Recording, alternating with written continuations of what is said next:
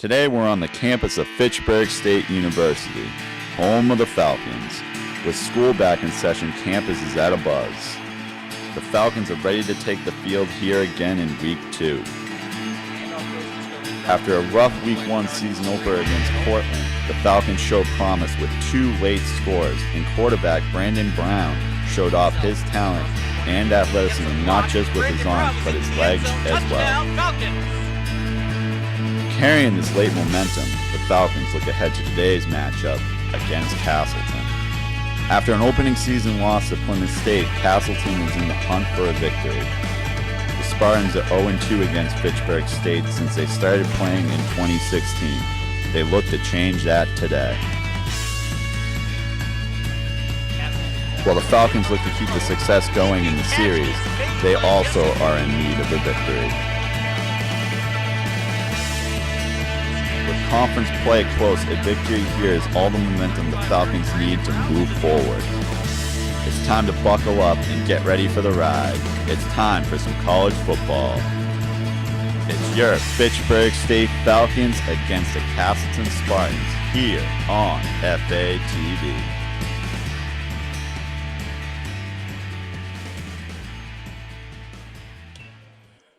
Good afternoon, everybody, and welcome to Elliott Field here in Fitchburg, Massachusetts, where today the Falcons of Fitchburg State University will take on the Spartans of Castleton. Both of these teams coming off big one-sided losses in Week 1, looking to bounce back. The Falcons come into this one as the favorites. We're going to get a more in-depth look at this matchup in just a moment, but for right now, let's send it down to the sideline where Amanda Agassi is standing by with the new athletic director for Fitchburg State University. You can look at the camera too, doesn't matter. Hello and good afternoon, everyone, and welcome to Falcon football second weekend back, and we are excited to be down here. The weather is the complete opposite from last week's matchup versus Cortland, where it was humid and sunny. Right now it's about 68 degrees, cloudy. The sun's trying to break through, but I don't think it's going to happen. So today I am joined by the new athletic director, Matt Burke. Thank you so much for joining me. Yeah, thank you for having me. It is great weather. I think great football weather for early September, so we're excited. Exactly, early September, and that means football is on the road already. So, again, welcome to Fitchburg. I'm sure you've heard that 1,000 times, but the school and the community are so honored to have you join our Falcon family. Yeah, I'm super honored to be here.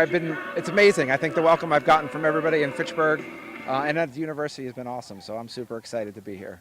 Great, and going forward with that, so the FSU athletics environment, how do you like it so far, especially being new to our whole community? Yeah, it's been great. I've been here since July, so just about 2 months now. Super impressed with the staff and the coaches that we have here.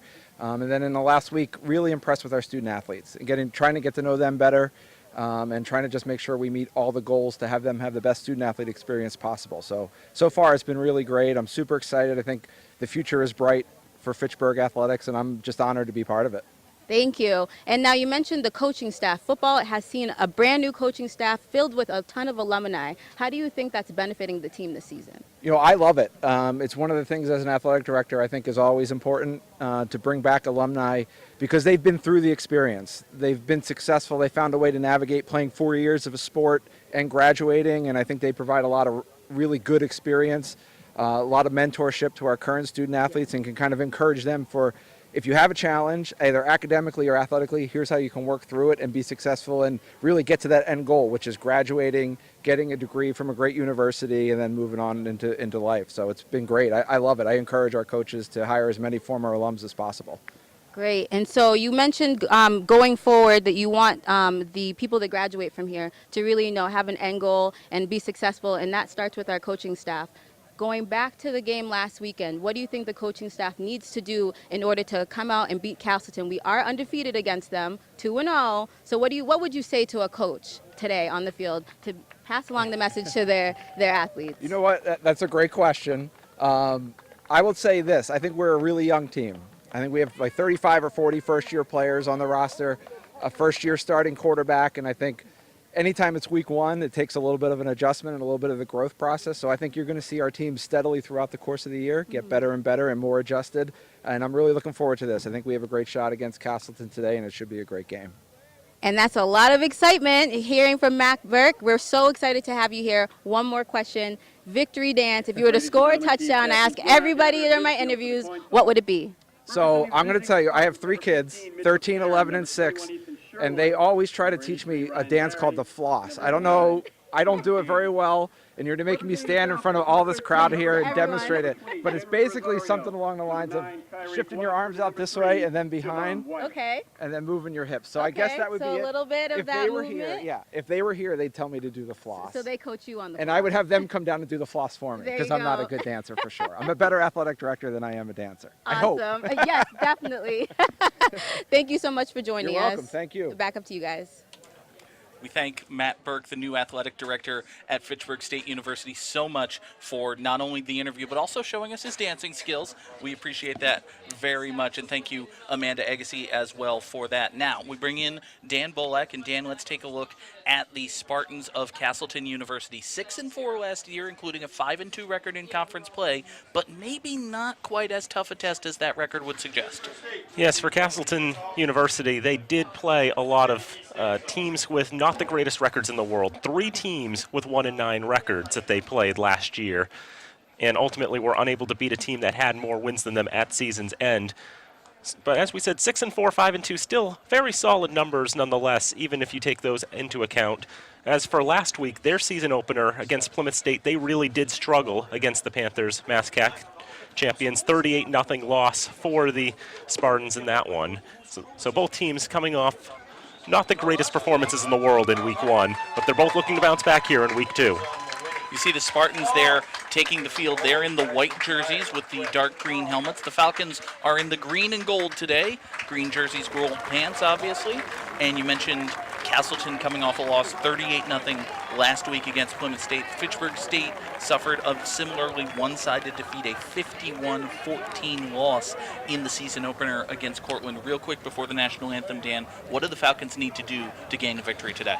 Well, I think they have to put last week behind them, and they have to start looking at the positives and knowing how last week it was going to be a challenge playing a Cortland team who we knew was playing out of a very tough conference, who've put up very good numbers. It was going to be a great test for them, and hopefully they'll have taken some of the lessons they've learned and tried to change things up a little bit this week, try to make things work a little better. I mean, it's another week that Brandon Brown has got with his receiving core. We know he struggled with that last week, going 7 for 20. And so he's got another week to sort of get in line with them, and hopefully it'll lead to bigger plays in the passing game. And if they know that the passing game isn't quite there, they can go to the running game. They did that fairly well against Cortland, especially in the second half of last week's game. Absolutely, and the stats show that out. Sterling Garvin, the lead ball carrier for the Falcons, he had just shy of 100 yards as well as a touchdown. Brandon Brown, the quarterback, also a very dangerous threat on the ground. He had 13 carries for a total of 66 yards and a touchdown as well. On the other side for Castleton, they're led by Mitchell Caron, and similar to Brandon Brown, he had a very disappointing first week. 15 for 29 for 111 yards, and he threw 2 interceptions, both of which were taken back to the end zone for a touchdown for Plymouth State. So that's something he wants to look to get past. Mo Harris was the lead running back last week for the Spartans, and he set the all-time rushing record for yards last week with his 11 carries for 40 yards. So we'll see if Castleton will be giving it to him on the ground a lot today as well. All right, we will step aside for the national anthem, but don't go anywhere. It's Falcon football right here on FATV. Ladies and gentlemen, at this time we ask that you please rise as we honor America with the singing of our national anthem. Please welcome first-year Fitchburg State University student Kaylin Petray.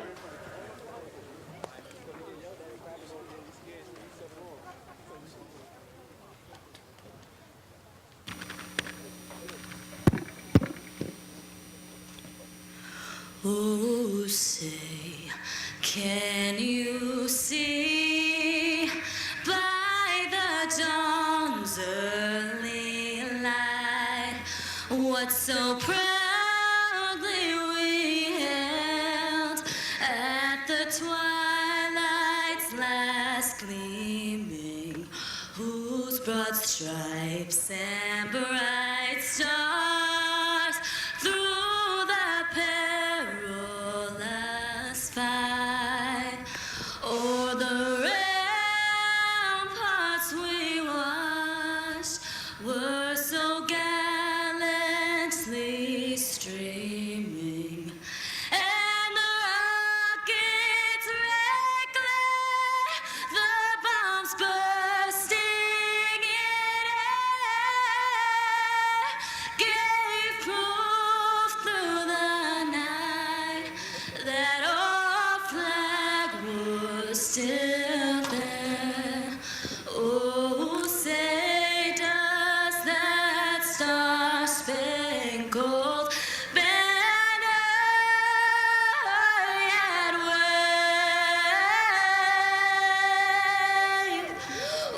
the land of the free and the home of the brave. Thank you, Kaylin Petray. Fitchburg State University football here on FATV. I'm John Grudy, joined as always by Dan Bolak. And Dan, we had a look at the Spartans of Castleton University. Again, 6-4 record for them last year. Fitchburg State still looking to bounce back after a 3-7 mark.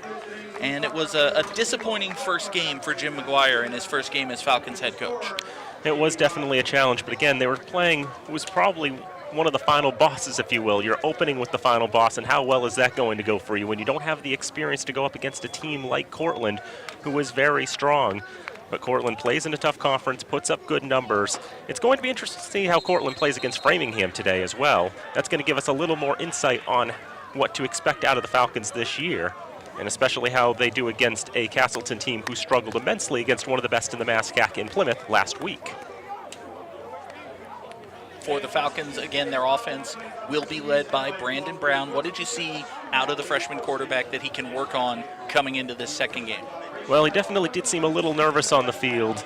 Seemed like he was scrambling a lot more than maybe he needed to, but of course, there could have been some challenges from the offensive line, maybe not giving him the time that he needed to be able to make those throws. But I'm hoping another week of practice and the experience that he gained against Cortland will help him in this contest playing against. But we don't know what to expect out of Castleton's pass defense after all. I mean, are they strong? Are they weak? We're not quite sure. But we will find out soon as the Falcons will receive the opening kickoff. And for the first quarter of action, we will hand the play-by-play over to Mr. Danny Bolak. Thank you very much, John. Going to kick it off will be Andy Kanosh, freshman out of Rutland, Vermont. Just about 15 miles east of Castleton. Josh will run it down, kick it end over end, and we are underway here from Fitchburg as it's taken in by Lovett for the Falcons, and he'll be wrapped up around the 35-yard line. First time we've really seen, I'm sorry, Dan, to step over you, the first time we've really seen the traditional kick return unit for the Falcons, as last week Cortland was just kicking it short over and over and over and over again.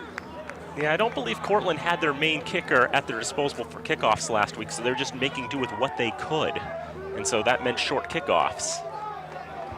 But now the Falcons will have their first drive of the contest. Brandon Brown will be taking it out of a shotgun snap with one running back behind him, and that will be Sterling Garvin, who will run up the middle for about 5 yards on first down. Pretty good play there on first down for the Falcons. Was it me, Dan, or did they have an extra offensive lineman kind of lined up as a tight end in that formation? They might have had something like that. It did look like they had an extra player in terms of personnel there to try to help with the running game a little bit, try to open up the line. Saw William Jameson, you see him there, number 71, was lined up almost as a tight end or a second right tackle. So there'll be 3 receivers on second down. Of note, Herbert Acosta is lined up in the contest.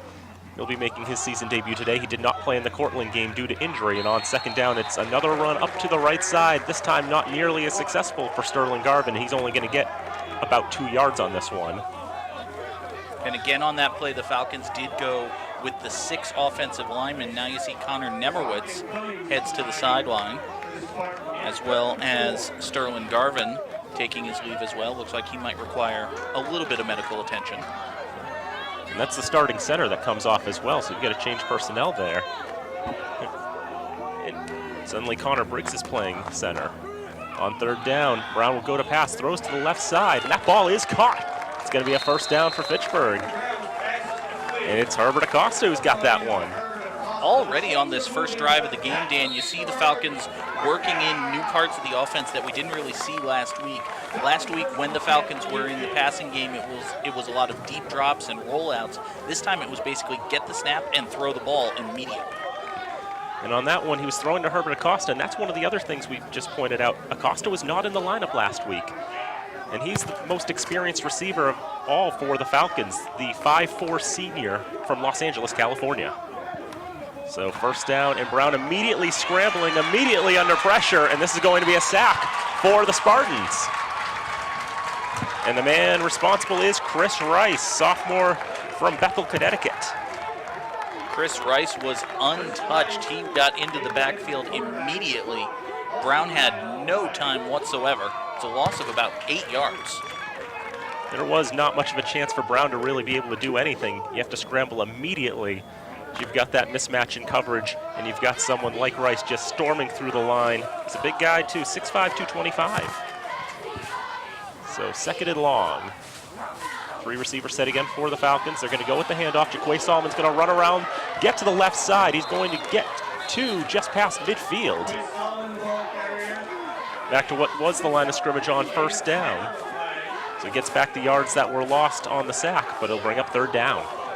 Dan, I don't know if you saw this, but on the near side, away from that play, there was a bit of a shoving match going on. Connor Briggs for the Falcons and Dustin Rock from Castleton got in each other's face. Briggs actually delivered a pretty strong shove. So already some chippiness, not even 4 minutes into this one. So now third down. Again, 3 receiver set for Fitchburg State, 2 to the left. Brown will look to pass immediately, looking to his left, going long downfield, but into double coverage. Jesse Brown nearly had that one, but it was going to be a tough ask. 2 Spartans surrounding him, and he tried to use his superior height to reach up and pull that one down, but not to be. Looks like Zach Policino and Owen Treader were there for the Spartans. Pretty base coverage there for Castleton, just man coverage with 2 deep safeties. That pass hung in the air long enough for the safety on the far side of the field to get over there, made it 2-on-1, and there was nothing the receiver could do to make the catch. So we'll see Bryce Santos into the game for the first time today. Junior from Pelham, New Hampshire, transfer from Merrimack. Gets this one high in the air, and it'll be fairly caught inside the 15-yard line. It's another good punt from Bryce Santos. Gotta say, I've been really impressed with him thus far. Definitely a huge improvement over the personnel the Falcons had last year on special teams. So we will see Castleton's offense for the first time. And again, they are led by Mitchell Karen. A very disappointing week for him last week. 111 yards passing, 2 touchdowns off of interceptions. Definitely a struggle for the senior last week, and on first down, he'll give to Mo Harris. Harris trying to cut to his right, then through the middle of the line. He's going to get about 2 yards. That's going to be all. Harris, the senior from Pine Hill, New Jersey. As we mentioned off the top, all-time leader in rushing yards for Castleton. Picked up the record last week. He only needed 1 yard to do so. He came in tied for the record. Ultimately, he only got 11 carries last week against Plymouth State for just 40 yards. On second down, Karen looks to his right. He's going to dump off and make it to Mo Harris. Run up the right side. He'll be down in the vicinity of the 25-yard line. It's not quite enough for a first down. Chain crew not quite sure, but I don't think it's quite enough. It's going to be close, though. Or is it enough? It is enough. Really good work on the downfield blocking there by Sam Deacon, the junior O-lineman for the Spartans. That play barely got anything if not for Deacon's efforts. On first down, a throw to the near side, and they were looking for Ryan Berry, but he was caught up in coverage with one of the Falcons. It was DeMonte Hart, the freshman. Berry was pretty adamant that there was interference there, but Hart just played good defense. Hart, a freshman from Fort Myers, Florida, one of 9 Falcons from the state of Florida. On second and 10. Karen looking to his right this time. A long pass will sail out of bounds. He was looking for Hadmon Adesama, but just way too much airtime on that one, and even if he could have caught it, it would have been out of bounds. Pass was well overthrown, and now Castleton finds himself facing third and long, still fairly deep in their own territory. Falcons defense making a late substitution. Malik Crawford sprints onto the field. They'll be able to make it in time. 10.5 to go in the first quarter. Karen again looking to his right, and this is an overthrow and an incompletion. And he had Anthony Martinez. Martinez had a step on the DB covering him, but the pass was a little overthrown, and Castleton will have to kick it away. The Falcons hold the Spartans to just 1 first down on that drive, still deep in their own territory, and so they will have to punt it. Mike Morgan, sophomore from Wallingford, Vermont, will be tasked to kick it away. Kicks this up in the air, didn't go nearly as far as the Falcons were expecting. They're going to get away from the football as it's going to stop around the 38-yard line. Falcons will take that. It's a battle of field position here in the early going. So 10:16 to go in the first quarter. No score between the Falcons and the Spartans. And Dan, let's take a look at the Falcon offensive line as they come out here. So Looks already like they've got the more traditional O-line. they've got Ridnour lined up as the tight end. And on first down, it will be a handoff. It's Jaquay Solomon who gets it on first down, but he doesn't get very far. Wrapped up by Grant Cummings and Dustin Rock. And That run to the right side really didn't get anything, and I think the Falcons may have telegraphed it. Is it me, or were they snapping it essentially from the left guard there, having 3 offensive linemen to the right of the ball instead of 2 on either side and 1 in the middle? I didn't quite notice that, but that would have been interesting if that was the case. So it'll be 2nd and 10. Solomon will remain in the backfield. They've got 3 receivers again, 2 to the left.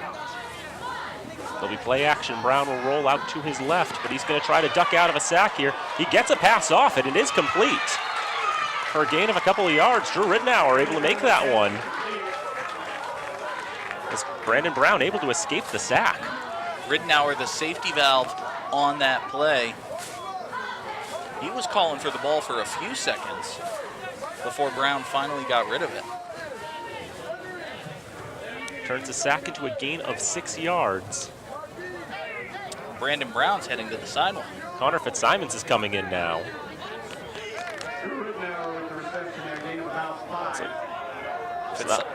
Fitzsimons, the starter from last season. Be something to look at. As on 3rd down, Fitzsimons' quick throw over the middle, and that is intercepted! Picked off by Cummings. He goes to the right side, and he'll be pushed out of bounds around the 35-yard line. A terrible first impression for Connor Fitzsimons this season. A throw over the middle and an interception. It looked like he hit his receiver, though. It looked like he hit Ridnour right in the hands, didn't he? It looked like it was pretty close. I mean, they both went for the ball. I mean, it was a bang play. I'm not insinuating that Ridnour was wide open or anything, but I think I believe the pass hit Ridnour and then got deflected and was then picked off. Could very well have been what happened. Just happened all so quickly. And now suddenly Castleton in great field position.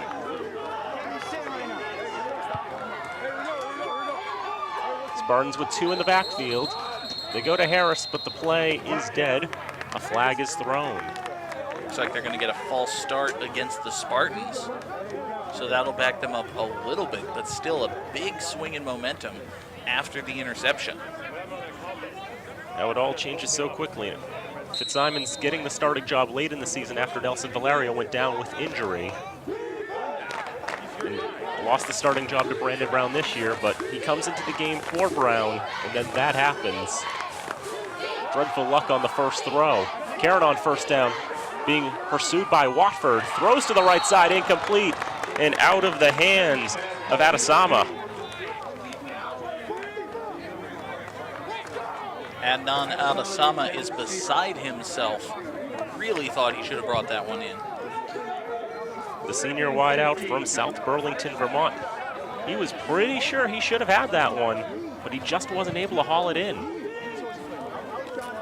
He's 2nd and 15.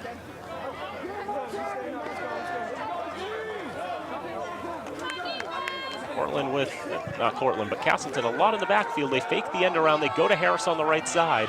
Harris able to duck out of a tackle and make the chain crew run for their lives. What's that like, Dan? It's not fun. Real quick between plays here, Dan. From our vantage point in the press box, we have an excellent view of the Falcon bench. It looks like Brandon Brown is having his right ankle or perhaps his heel worked on. It's being wrapped up in yellow athletic tape right now. doesn't look like the kind of thing that's going to keep him out of the game for a long time, but we shall see. So Karen will look, throw well downfield, and that is in and out of the hands once again of Adesama. This has got to be a frustrating possession for Adnan Adesama. On the first down play, he thought he had a catch and then he just couldn't hang on to it. That time he had a step on his man in the corner of the end zone, and the ball was just a little bit overthrown. And now Castleton finds themselves 4th and 9 at the Falcon 35-yard line. I think they're going to go for it. They were 0 for 2 last week against Plymouth, and last year 32% completing 4th downs. So they will go for it. Karen stepping back, looking over the middle, and this one is caught by the Spartans, diving into the end zone. But he'll be down just short of the goal line, and that looks like Anthony Martinez with the catch. A little bit of an overthrow on 3rd down, but on 4th down, the pass is perfect. Hit his receiver in the hands, in stride. We'll take a look at this one again. Really good coverage, good blocking by the offensive line, and then wide open is Martinez. A little bit high, but he stretches, makes the catch, and now it's 1st and goal at the 1. So 1st and goal for the Spartans. Looks like they've got 3 personnel in the backfield. Karen had trouble with the snap at that one, but he dives around the goal line into the end zone. Touchdown, Spartans. It's not every day that you get a touchdown on a broken play, but that's exactly what just happened for Castleton. I guarantee you that was not a called quarterback sneak. You only needed to get 3 yards on that one, and one of the Spartans is hurt. Official timeout. That was a 1-yard touchdown run. Is Nathaniel Hunt, who is down.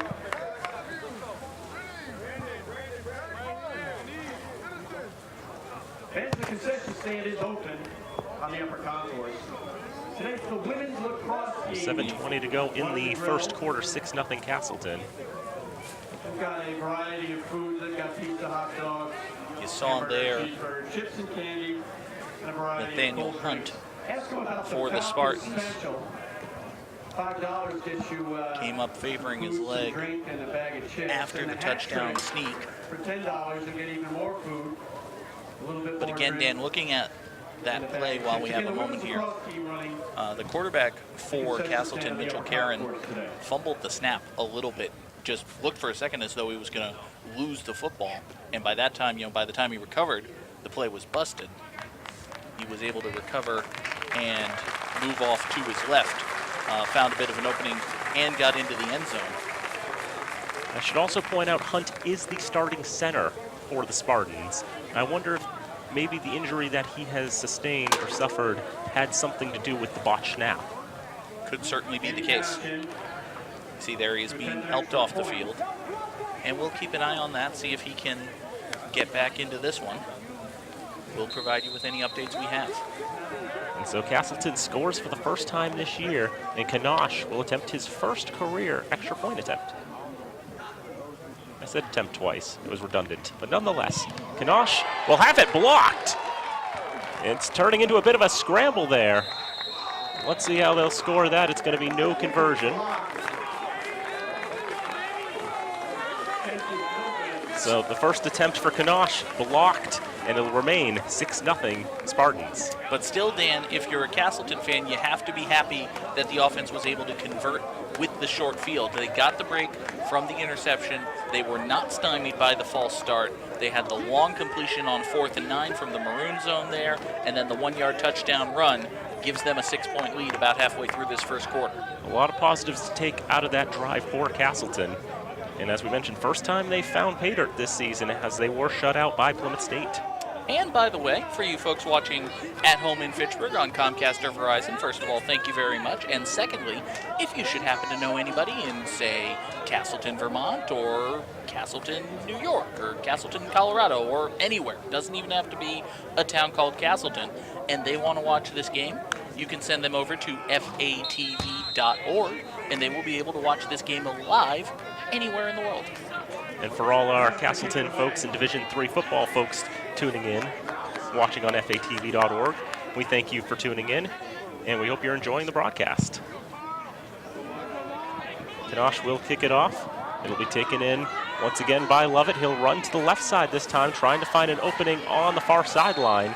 It'll be tackled at the 32-yard line. Now let us see who will take the field as the quarterback for the green and gold. I can tell you it won't be Sterling Garvin. He is still posted up on the medical bench here on the Falcon sideline, but it does look like Brandon Brown is returning to lead the offense. That was something I think we missed when Sterling Garvin came off the field as well, and they've been going to Jaquay Solomon now. But Brown is back on the field. Kick it out of the pistol on first down. He'll hand it off, and Solomon will try to get around the left side of the line, but he's only going to get a couple of yards. Mark him down at 35. And Dan, we mentioned that the injury to Brandon Brown was on his right ankle. He looks to be moving around pretty well now, but that's something to keep in mind. Obviously for him, the running game is a big part of his offense, as well as just rolling out of the pocket if he's going to be a passer. So it'll be interesting to see if he has his full range of mobility as we progress with this football game. Now will be second and, so we'll call it 7. So Tamaketi in the backfield, he's going to take it. Try to go right up through the line. Tried to make an opening for himself as one was not naturally coming. But ultimately, he'll get a couple more yards on that one. And it'll be another third down and about 5 for the Falcons. And again, on the injury front, taking a look down here at the near sideline, it looks like Sterling Garvin is being attended to in the area of his left knee, perhaps his left shin. And we don't have a perfect view there, but it is definitely an injury on his lower leg. He's having ice wrapped around it now. So it doesn't look like he'll be returning anytime soon, but hopefully before the end of this game. It'll be a matter of seeing what happens. On third down, immediate pressure by the Spartans, and ultimately Brown pretty much has to just throw it into the ground. Nothing he could have done on that one. There were so many Spartans crashing down on Brandon Brown. I think he was afraid they were going to kick him into a hole. At that point, Brown just trying to get the pass off, make it so that he wasn't going to give up the, sack. And now on fourth down, Santos is able to get it away. More pressure from Castleton, really pressuring that punt. Ball takes a Fitchburg roll, and it's going to stop at the 27-yard line. 5:37 to go in the first quarter. Fitchburg 0, Castleton 6. So now Castleton's offense will take over fairly deep into their own territory, inside the 30-yard line certainly. On their first possession from similar field position, they were able to get one first down and then had to kick it away. And obviously on their last drive, they were gifted the short field and took advantage. They got all they needed on that last drive. Only needed 35 yards to work with, and they needed to convert a fourth down to get in position for that touchdown. Karen will take it on first down. Immediate pressure, throw down the near sideline, and that one is nearly intercepted. DeMonte Hart able to come up with the ball and stop the pass as they were looking on the left side for Jared Brockway. Came in and out of his hands, but Hart more emphatic about the fact that the pass was incomplete. Brockway had a step on Hart, but the ball was woefully underthrown. I think if DeMonte Hart had turned back to look for the football a little bit sooner, he would have come away with the interception there. As it is, the ball came to him just as he turned his head, and he wasn't able to pick it off. On second down, we'll go for a short throw this time. This one is caught by the Spartans. And down around the 35-yard line is Damon Burgess. First time we've called his name today, Damon Burgess, the sophomore from Bennington, Vermont. Picks up 9 yards, call it third down and 1 for Castleton. 0 for 2 already is Castleton, looking to run on this one. Harris not able to get anything on that one. It looked like there might have been a bit of miscommunication on that one. And Dan, that's the second time today that Castleton has had a snap with the quarterback under center, and the second time today that there has been confusion and bumbling on that snap. Now, the first time they scored 6 points because football is weird and sometimes random crazy stuff happens, but still. But that time, they needed a yard to gain. They couldn't get it that time, and then Karen trying to get the ball to Harris. It looked like they almost collided trying to make that handoff happen. Morgan will kick this one away. It will bounce just past the 40-yard line and roll into touch around the 30. So the Falcon defense forces a 3 and out. They do their job, and the offense will take the field, still without their leading rusher, Sterling Garvin. Definitely makes things a little more challenging. Although they do have Herbert Acosta, as we mentioned, returning after missing the first game of the season. He's hard to miss in those neon green socks. Oh, absolutely. He will stick out there, and on first down, they will go with the run. Going up the middle, trying to follow the line forward. Gaining a few yards is Sterling Garvin, Jaquay Solomon, the other one. Knew I was going to misspeak on that one.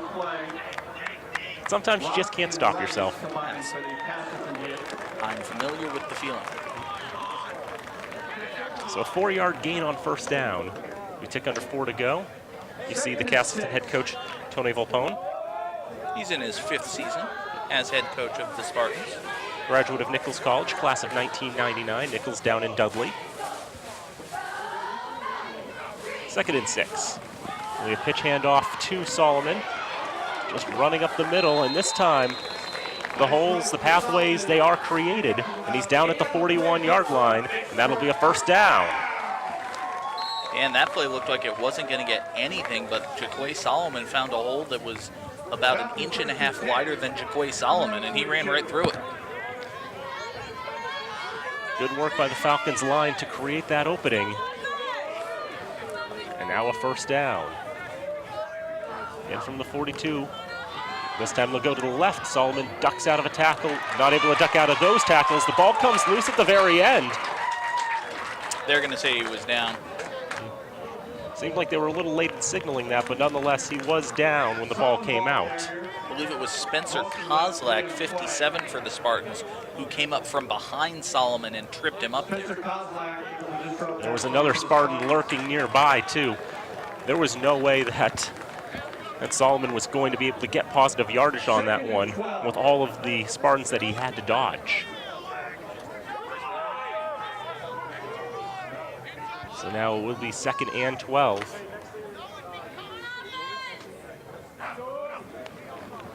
And this time a fake handoff to Tomaketti, a long throw downfield, but it is too far for Acosta to handle. So the Falcons ran the pitch to the right, got a first down. They ran the pitch to the left, lost a couple of yards, and this time they faked the pitch, rolled the quarterback out, and throw downfield. The pass was a little bit overthrown. A little too much oomph out of the arm of Brown. Brandon Brown, freshman quarterback from Lake Mary, Florida. As we mentioned, 9 players from the state of Florida on this roster. I believe all of them freshmen as well. 6 of them from the same school. It's that recruiting pipeline. There are no Division III schools in Florida, so it makes sense. Third down, throw to the near side. This one is caught. This is Ridenour. He's going to get past midfield. Has he gotten to the marker for the first down? It looks like he's just short. They're going to mark him a good yard shy of the line to gain. To my eye, that's a rather ungenerous spot. Now the Falcons a little confused. It's like, do they want to go for it on 4th and about a yard? Well, it's 4th and 1, and you're at midfield, and you're losing to a team you should beat, and you're already 0-1. Of course you should go for it, and they're actually going for it. Yay. So they're going to have a go. They need 3 feet, more or less, maybe 4. And they're going to get someone jumping on that one. The Falcons bench saying they wanted Jesse Brown to run to the end zone, but I believe the officials have already called the play dead. The Falcon bench thought they had a free play for a deep bomb down the sideline. The officials actually blew the whistle. So the play was dead before the snap. Basically, the encroachment by Castleton caused Fitchburg to move before the snap, which necessitated blowing the whistle rather than letting the play continue. And they explained that to Jim McGuire. Maybe not the most happy about it, but the positive side, the 5-yard penalty gives the Falcons a first down. Absolutely. 100 seconds to go in the first quarter.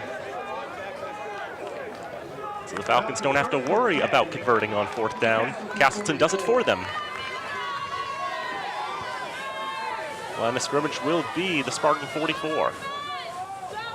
And that 3-receiver set with the tight end now on the left side. Fake handoff to Solomon, pump fake by Brandon Brown. Now he's going to scramble, cutting to the left side.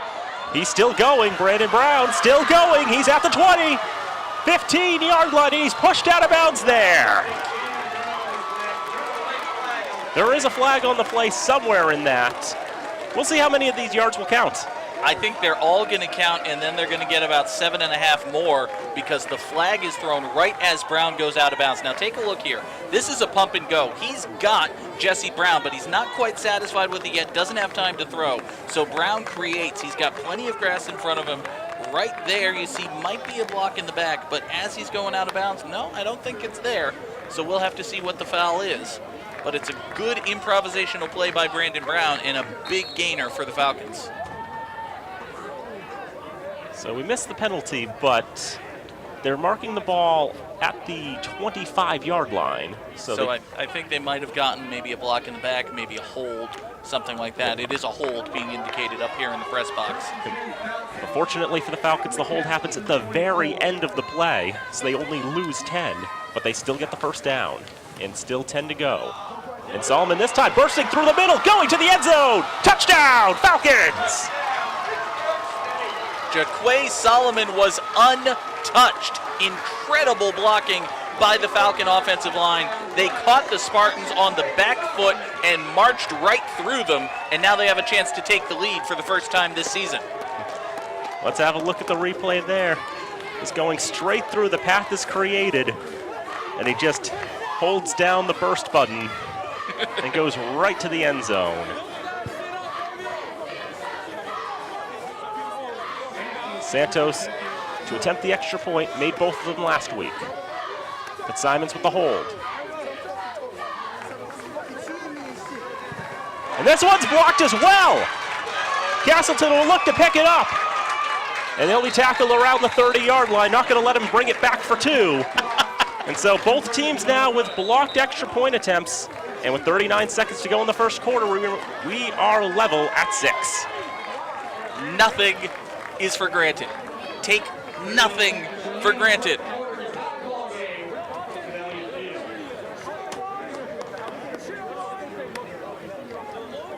This comes right through a clean block, and for a second there, it looks like he's going to scoop and run all the way back for 2 points, but it's a great job by Connor Fitzsimons to get back there and make the tackle, saving what would have been 2 points for Castleton. I know I say it in all the basketball games that I call at the high school and college level. There are no easy layups. And in college football and in high school football, there are no easy extra points. That is true. So Dan, if we told you before the game that in the first quarter of action, there's going to be a turnover and there's going to be a couple touchdowns, but at the end of play, it's going to be tied, you would have said, yeah, that sounds about right, right? I believe I would have said something like that. It's 6-6. It is 6-6. And you don't see too many blocked extra point attempts, but we've already seen 2 in this contest. Sometimes, I mean, last year we called a game where each team had a safety. That's true. And so we could say this year we've called a game where each team had a blocked extra point. Last year we called a game where one man had 5 interceptions. We did do that as well. Something that's only happened a handful of times in collegiate history. And those were the same game, too. Santos will kick it away. He'll be taken in around the 10-yard line. This is Harris on the far side. Found himself a lane for a moment, then wrapped up by Nolan Creont-Baird. I will say, Dan, it is a very excitable crowd that made the drive down from Castleton. Anytime a Castleton player gets even an inch, they're screaming. So much screaming. And they didn't have as much of a drive that the Cortland fans had last week, having to go about 5 hours. In this case, they only had to go about 2.5 to 3 hours. Would you say it's about 100 miles on the dot, Castleton to Fitchburg? About 100, give or take 1.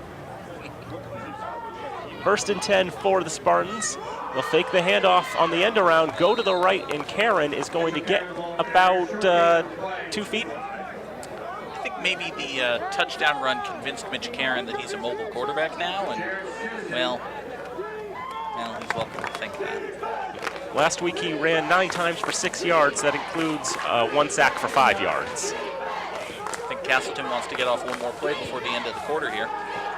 And Karen will roll to his right. He will throw. It is short and incomplete, and that will stop the clock with 2 seconds. So 3rd down. I guess they'll get one more play in this quarter. That one was intended again for Adnan Adesama. We've had a chance to call his name, it feels like 15 times already. Does he even have a catch yet? I don't Has he believe just been thrown at many times? Many targets, no catches. That's where we stand right now. And whistles.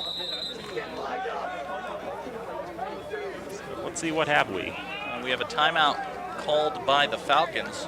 Actually saw Jim McGuire marching up the near sideline. I think he was barking at somebody. Might have been DeMonte Hart. He definitely wasn't satisfied with what he saw on the field. So again, 2 seconds to go in the first quarter. 6-6 the score. Would you like to do a scoreboard update, or do we want to save that for the end of the quarter? I would like to sit here and smile and nod as you do a scoreboard update, the person who has the scoreboard. All right, so we'll do a scoreboard update. So yesterday, 2 games in the MASCAC. Mass Maritime lost to SUNY Maritime 51-21, and Bridgewater State, also of the MASCAC, lost to Endicott 17-3. And for the ECFC, the Castleton fans, Anna Maria out of Paxton lost to Nichols out of Dudley 35-14. Today, Dean is at Western Connecticut. That's another ECFC MASCAC matchup, like the Mass Maritime SUNY Maritime game was. And I think we'll save the rest of it for the end of the quarter. Sounds like a plan. So 3rd and 9. No 3rd downs converted by either team today. Karen's going to air it out right side. And that one is going to be caught. And that one is going to be a touchdown. I'm not entirely sure how Matthew Hesford came down with that football, but he did. And then the Falcons just kind of fell down trying to hit him, and he has himself a touchdown. Able to walk the tightrope and stay in bounds. Karen airs it out for 6. Good protection for the Spartans. Double coverage there by the Falcons. The ball just lands right in Hesford's lap. And the Falcons run themselves out of the play. You saw there Javon White had a chance to maybe deflect the ball, make a big hit. He could do neither of those. There are More 3 trouble. blocked kicks in this game. Emily Crawford's running with it to the 30-yard line. Do you believe that? 3 blocked kicks in the first quarter. Okay. So do you think we should start going for 2 now? Okay, Dan, so if you told me there are going to be 3 touchdowns, and there's going to be a turnover, and it's going to be a 1-score game at the end of the first quarter, you still would have said that's about right? Mm-hmm. It is 12-6. What the heck is going on? You think it's a lot of field goals, but the kicking game has gone south already for the winter. What a strange game this is turning out to be right now. And it's not like these teams have bad kickers. They have good kickers. We've seen, successful, long, accurate kickoffs, good punting, good kicking from Bryce Santos. He made both of his extra points last week. It's just everything. It's that witch doctor again. That's right. Well, last week the left end zone was cursed. This time extra points are cursed. It seems to be the case. Finishing the rest of that scoreboard, Western Connecticut's leading Dean 33-22. Delaware Valley, number 23 in the nation's leading UMass Dartmouth 31-7. Worcester State's up on Becker 23-19. Cortland, who conquered Fitchburg last week, is conquering Framingham. It's 43-19. Oh my goodness, yes. Western New England leading Westfield State 14-12, a battle of local to the Springfield area teams. My good friend Garrett will be very happy to know that his alma mater is winning, although I don't think he knows they have a football team. So. And Western New England's football team is pretty good, but they struggled with Springfield College last week. So a line drive kick will be taken in by Tomaketti, and he's going to try to get around a couple of Spartans, but ultimately will end up at the 32-yard line. And for the rest of the second quarter, John Gugerty, you have the call. Thank you so much, Danny Bolak. Falcon offense taking the field down 6 points, 12-6, just underway here in the second quarter of action. Saw Brandon Brown go down for a play with an injury to his right ankle early on. Sterling Garvin suffered a left leg injury. He is up and moving around on the sideline, although still very heavily favoring that leg. He is not on the field at the moment. Brown has returned, and you see him there in the pistol formation. He has Jaquay Solomon behind him, and Solomon will get the carry on first down. Runs to his left, ducks out of one tackle, still has to get to the line of scrimmage, finally runs out of bounds after a gain of about 2 yards. A greatly athletic hurdle there by Solomon to get out of the tackle by Olin Treader. Solomon, 5'4", 165, tied with Herbert Acosta for shortest on the team. So it'll be second down and 8 now for the Falcons. And they were able to move down the field pretty efficiently on their last possession. They'll look to do that again here. 2 receivers to the far side, 1 to the near. And Solomon gets the carry, this time to the left again. Gets past the line of scrimmage, but is then brought down after a gain of about 3. That's Grant Cummings, the senior captain, on the tackle for the Spartans. I'd like to also point out that the Falcons had 10 minutes and 41 seconds of time of possession in the first quarter. And they're losing. It's one big play, obviously the touchdown on the last drive, and then the first scoring possession for Castleton was precipitated by the interception. They only had to take a minute 15 along with another big play. That's really what's hurt Fitchburg this year, giving up those big plays.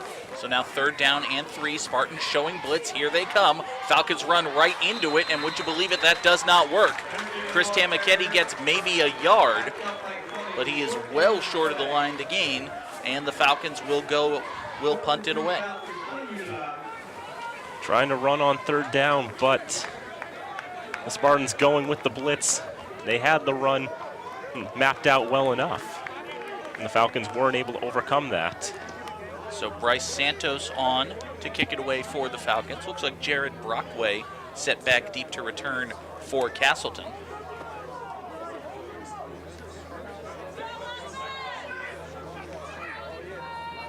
Santos' kick is away, high, spiraling thing. Brockway is run into, and you can't do that. So the Castleton sideline is jubilant. They'll pick up a free 15 yards, and they will have excellent field position. One of the most obvious penalties in the history of man. You've got to let it's like whether he's put up the fair catch signal or not, you have to let him make an attempt. I think he briefly thought, you know how they're bringing back the XFL in a couple of years? I think he thought he was playing there. Perhaps, but they have the halo rule. He would have been guilty of 2 infractions at that point. And D3 college football is about the talent level of your typical XFL game, so. But looking at the player who had run into it looked like he was trying to stop short and he just could not cease his momentum. The brakes had broken. He ran into Somebody Brockway. cut his brakes? I think that's what happened. He ran into Brockway, and that's a 15-yard bonus to the Spartans. So first and 10, Castleton at their own 36-yard line. Mitch Karen keeps it himself, and that was a bad decision. He is brought down deep in the backfield. It's a loss of about 3. Caleb Gonzalez comes out shouting and beating his chest after that play. Sophomore from Mashpee. And Karen thought it was a good idea to just tuck it under and run with it, but the moment he made that decision, he realized he was in the wrong, as Gonsalves was right there to wrap him up. So now Castleton sees second down and 13 here. Karen back to throw, looks long to his left, passes high, overthrown, and incomplete. Intended once again for Adnan Adesama. Adesama in double coverage on that one, and there really wasn't much he could have done with that one. The ball landed a couple yards out of bounds. It was really going to be a challenge for him. Again, Karen and Adesama having a lot of trouble hooking up. I mean, that's about maybe the 4th time at least Karen has thrown in his direction, and nothing coming of it thus far. Now 3rd down and 13. Castleton going with an empty backfield. 5 receivers. Karen will keep it himself. He's across the 40, brought down at the 42. Fortunately for him, he needed the 46. So it'll pad his rushing stats a little bit, but it will not move the chains.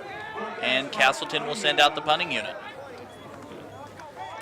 Going with that empty backfield, trying to goad the Falcons into thinking they were going to pass the whole way, but Karen immediately not even going to try to sell the opportunity of a pass. He decided to run with it straight ahead, and he got 10 out of it, but he needed 13. And QB keeper's not a bad call on 3rd and long. 3rd and 13, it's a bit of a stretch. Kick is away. Fair catch called for and made at about the 21-yard line. Kevin Quinn of the Falcons making that catch. So Fitchburg State will take over, looking once again to tie this one up, or God's willing, if they can score 6 points and hit an extra point, maybe take the lead. Perhaps. Now we mentioned this is the 3rd time these two teams have faced each other. I don't know if we've mentioned it on the broadcast. 3rd time they've faced each other. Fitchburg's won both meetings. Last year, it was a 31-10 win for the Falcons, and it was 3 touchdowns in the 4th quarter that put the Falcons over the top in that one. Herbert Acosta, 8 catches for 155 yards in that game, and they held Mitchell Karen to just 7 of 20 for 37. First down ball carry for the Falcons. Jaquay Solomon breaks out of one tackle and another. Solomon across midfield, 45-40, still on his feet, across the 30 to the 20, 15, and he is finally brought down. Jaquay Solomon with an incredible run. This is starting to turn into a career day for Jaquay Solomon, and we're still early on in the 2nd quarter. He finds the holes, and he is gone. Take a look at this one again. Great blocking at the initial point, and then Solomon just cannot be brought down. He breaks out of one tackle and another. One guy can't get his ankles. Finally, after a 65-yard gain, Zach Policino is able to bring him down. Solomon heads to the sideline for a breather. This is Chris Tamaketti on 1st down, and Tamaketti gets a gain of about 3 yards as I sit down to catch my breath. Well, that's something that, that might change the momentum, if you will. Just that big run on 1st for Solomon, setting that up. And, of course, Tamaketti had to get the run immediately after just so he could take a breath. Just so I could take a breath. 2nd down and 6 now for the Falcons. They need to get to about the 4-yard line. Tamaketti remains in the backfield. He'll get the carry straight up the middle. Looks like he was initially hit, and this is going to turn into a rugby scrum. Falcon offensive line is able to push him forward for a gain of about 4. It'll be 3rd down and short. That's another one of those times that we've seen the rugby maul. I say maul because a scrum is something completely different, but nonetheless. 99.8% of people watching know that a scrum is that big pile of people. Why do you have to tell them they're wrong? And by them, I mean me. Well, if it was a scrum, then the ball would be on the ground and everyone would be using their legs to try to pull it out towards the end of the pile. Okay, that sounds bad. That's not what happened. Yep, and that's why I don't like the phrase rugby scrum when used in that circumstance. But nonetheless. 3rd down and 3 for the Falcons. Jaquay Solomon's back in the game. He rushes toward the 10-yard line. He's going to be brought down shy of the line to gain, however. Hear the Castleton fans here on the near sideline screaming in joy. It's actually a loss of a little bit. It'll be 4th down and 4 now for Fitchburg State. And after the troubles everyone has had kicking field goals and extra points today, the Falcons are going to go for it. And I think you absolutely have to go for it with the ball inside the 10-yard line of your opposition. It is 4th and 4 for the Falcons. They're at the 9. They need the 5-yard line for the first. Brown takes the shotgun snap, looks to his right. He's got plenty of yardage in front of him. He's going to go all the way in untouched. Touchdown, Brandon Brown, and the Falcons have tied the game. Goes with the play action immediately, maybe thinking about passing, but there was a lot of empty space on the right side. And Brown with the foresight to look and find that empty space and run through it. Take a look at this one again. It's an impossible situation to defend. You saw there Jason Gilsinger coming on the blitz. He has to decide, do I rush the quarterback or do I stand there and be ready in case he runs? He decides to rush. Brown is able to just swing out to the right side and easily evade him. And now let's see this extra point, because these have been all sorts of crazy today. Good snap, good hold, kick is up for once, and it is true. So with 8:34 to go in the second quarter, for the first time this season, Danny Bolek, the Falcons have the lead. 13-12, not quite the lead they were expecting, but it is the lead that they have, and for the first time today, we have a completed extra point. Boy, what an interesting game this is turning out to be right now. Big plays up and down the field on both sides of the football. We saw Matthew Hesford with the big touchdown catch on the last drive for Castleton, and on this one for Fitchburg State, it's Jaquay Solomon with the enormous rush, and then Brandon Brown on 4th and 4, able to take the snap, roll to his right, and just keep on rolling right into the end zone. And that's where we stand right now. 13-12 Fitchburg. The live stats are having issues because they say that the line of scrimmage is the minus 143-yard line. And that is too good not to ignore. That's too good to ignore. All right, so if midfield is here and the end zone is there, the minus 143-yard line is at about, I would say, the center of the rink at the Civic Center, right? That's about right, yeah? Feels about right. Okay, so let's just put the ball there for Castleton and let them snap it. They've got to run uphill a lot through the woods. I know, right? Yep. That's right where the Falcons would want them. High end-over-end kick, taken in at about the 10-yard line, spins out of one hit but does not spin out of another. He is brought down at the 25-yard line, and that is where the Spartans will take over 1st and 10. So it looks like it was Justin Jean Charles, you see him there, who made that hit for Fitchburg State. Gene Charles getting congratulations on the sideline, as he is due.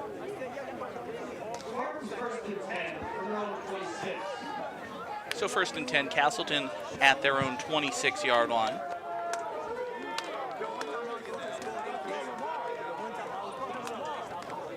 Karen takes the snap, looks to his right, throws to his right. That pass is high, but it is caught.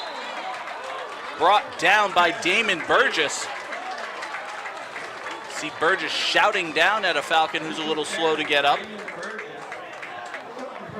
Looks like he was covered by Javon White, and Javon White is having trouble getting back up to his feet. We'll take a look at this one again, Dan. Looked like there was that mid-air collision there, and that was Javon White colliding with Damon Burgess there.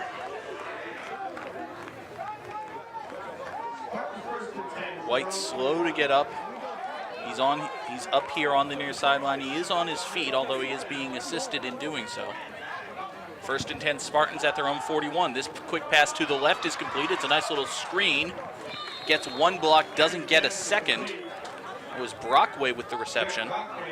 It's a gain of about 6 for Jared Brockway, the wide receiver from Framingham. Hey, I know where Framingham is. Framingham High graduate. And looking at how Castleton's playing offensively, they have used a lot of different sets, a lot of different setups for the receivers. This time, 3 receivers. Looks a little more conventional out of the shotgun, but different, personnel packages. It's been very interesting. 2nd down and 6, and Mitch Karen keeps thinking he can run those draws, and Mitch Karen keeps being wrong about things.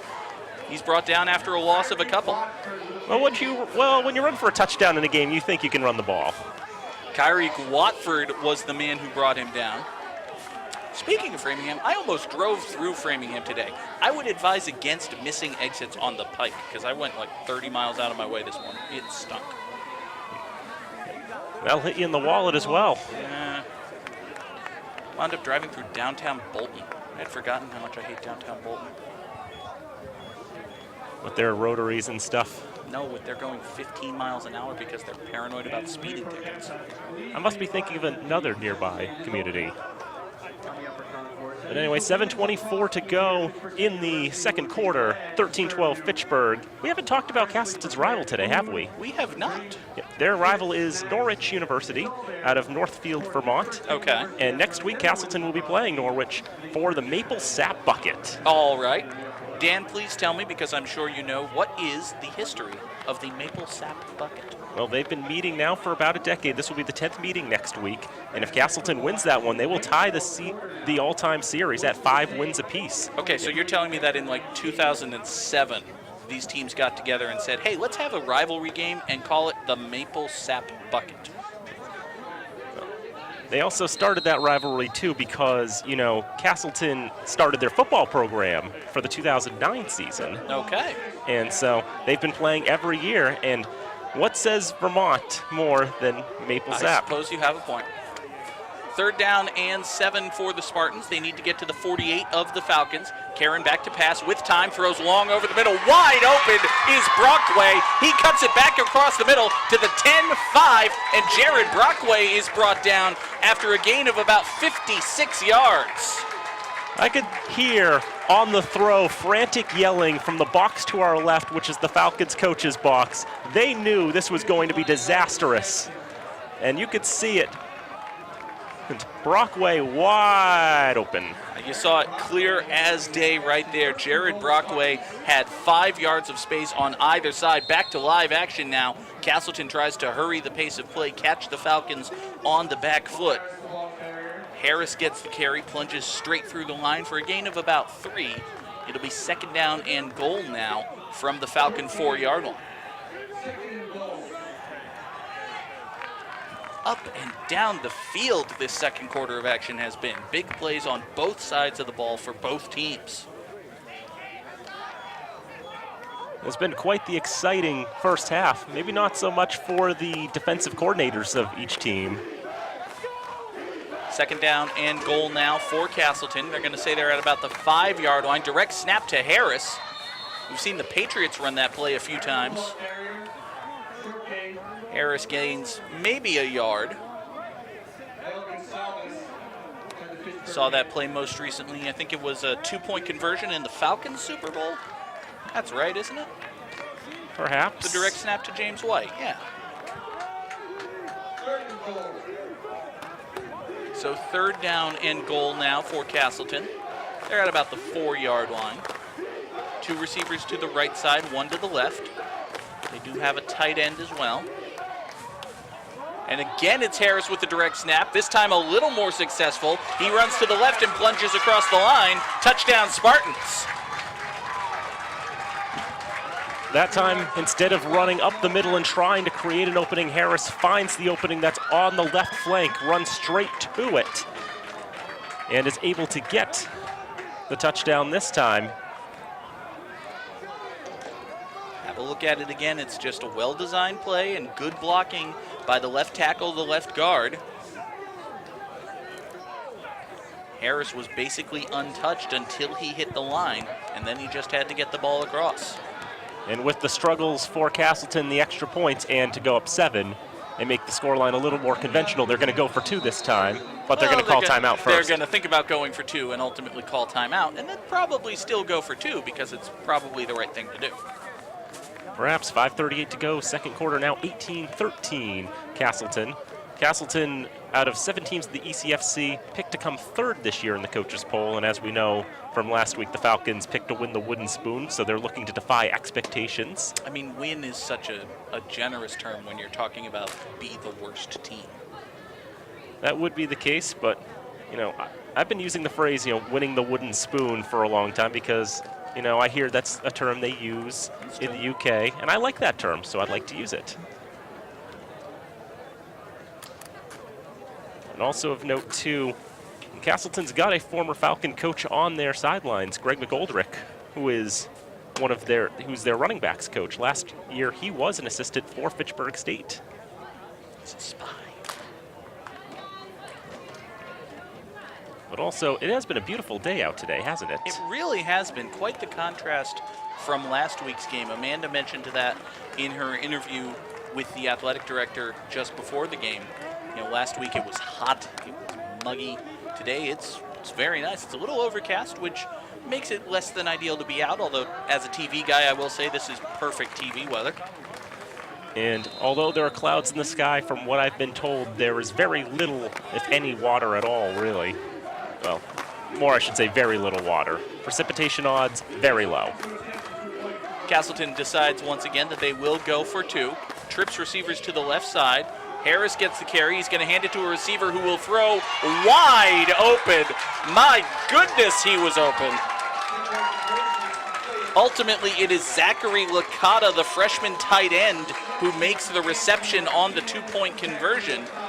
And on the field for Castleton to make that throw was Jacob McCarthy, a freshman quarterback wearing number 4, one of 2 number 4s for the Spartans, along with Owen Treader. So it looks like maybe the end around to a wide receiver, but no, a quarterback masquerading as a wide receiver. And the throw to the right side, nothing in their way, just a simple pass. Those are the kinds of things you can do when it's the second game of the season and you have 119 players on your roster, as Castleton does. One of those handfuls of teams at the Division III level who have more players than they have jerseys for, so they've got to have some of those redundant numbers. Actually makes me appreciate how Fitchburg doesn't do that. So the Falcons will have 5.5 minutes, plenty of time really, to try to march downfield and put points on the board for the 3rd time in this game. Look to tie it up maybe before we head to halftime. And again, Castleton will get the ball to start the 3rd quarter after the Falcons received the opening kickoff. So it becomes that much more imperative that the Falcons put points on the board here. Tamiketti has a little bit of trouble handling the kickoff, but brings it in, and he is brought down at the 29-yard line. Good one-on-one tackling there by Lucas Carlson of the Spartans. So looking at the stats now, the live stats have been corrected. The running game has not been quite there for Castleton. 11 carries for 9 yards, although they have 2 of their touchdowns coming in the ground game. Mitch Karen is 7 for 15, but 196 yards. Those long balls will do wonders for your stats. And Jaquay Solomon now 11 carries for 117 yards. And Solomon is in the backfield on first down. Play action fake. Brown plenty of time to throw. Now under pressure. Rolls to his right. Still rolling. Throws long. He's got a man. That pass is caught. Jesse Brown with the catch. And the Brown-to-Brown connection sets the Falcons up at the Castleton 25-yard line. We saw that 4 times last week, the Brown-to-Brown connection, but this is the first time we've seen it today. And for a huge gain, wouldn't you know, another big pass. The first big one for Brown today. Take a look at this one again, Dan. Brown has plenty of time, finally rolls to his right when the pocket collapses, and it's a good composed throw on the run, right on the money to Jesse Brown. The Falcons are at the Spartan 25-yard line. Now Jaquay Solomon, the ball carrier.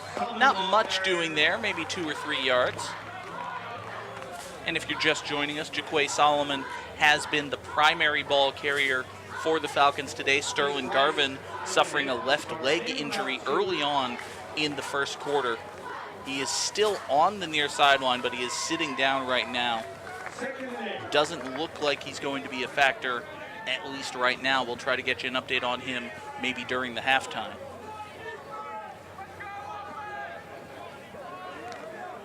But now it is 2nd down and 8 for Fitchburg State. They're at the 23-yard line of the Spartans. Brown from the shotgun, calling signals. Quick pass to the left side is high, but it is caught. Herbert Acosta makes the catch, gets some blocks. He's across the 20, near to the 15. They're going to stop the clock, move the chains. That is a Falcon first down. Maybe a little high for Acosta, but he's got a wonderful leaping ability, able to leap up there and pull it down. And then able to get that run to the left side, get the yards after the catch, put the ball at the 14-yard line, and give the Falcons a first down in the red zone. So now 1st and 10 at the 14-yard line for Fitchburg State. 3 receivers, a tight end, and Jaquay Solomon, the running back. Your typical shotgun formation, and there is all sorts of motion before the snap here. Looks like they're going to get Castleton for their 2nd encroachment penalty of the game.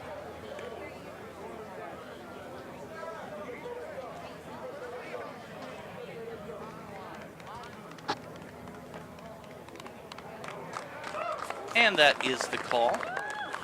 So we saw that earlier. A hard count gave Fitchburg a first down on what would have been 4th and 4. And now it sets them up with 1st and 5 at the 9-yard line. One thing that Castleton, I could say, last year could take pride in was the fact that penalties were not really a thing they did. They only took about 4.5 penalties a game. It's one of the 20 best marks in all of Division III last year. Not the case thus far today. 1st and 5 now for the Falcons. Solomon gets the carry, and he is brought down immediately. There was nothing he could do about that. Chris Rice was basically untouched. Rice able to get right through the line. You could tell it was going to be a run.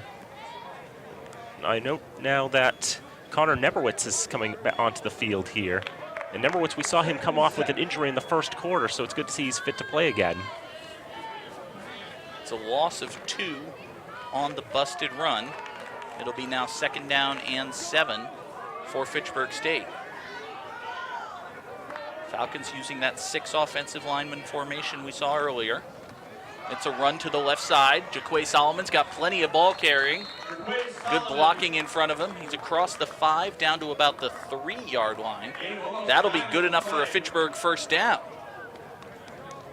So you see there, Dan, once again, it's number 71, William Jameson for the Falcons. He comes in as an extra offensive lineman and lines up as a tight end, basically. So the Falcons go with 6 big guys on the line. Now 1st and goal, Fitchburg State. They're going to mark it at the 3-yard line.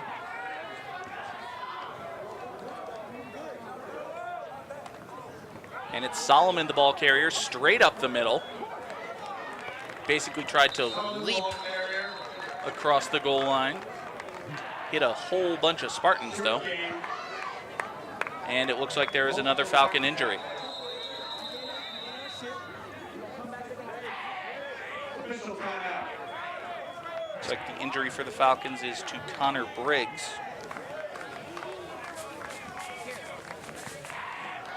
He'll head to the sideline under his own power.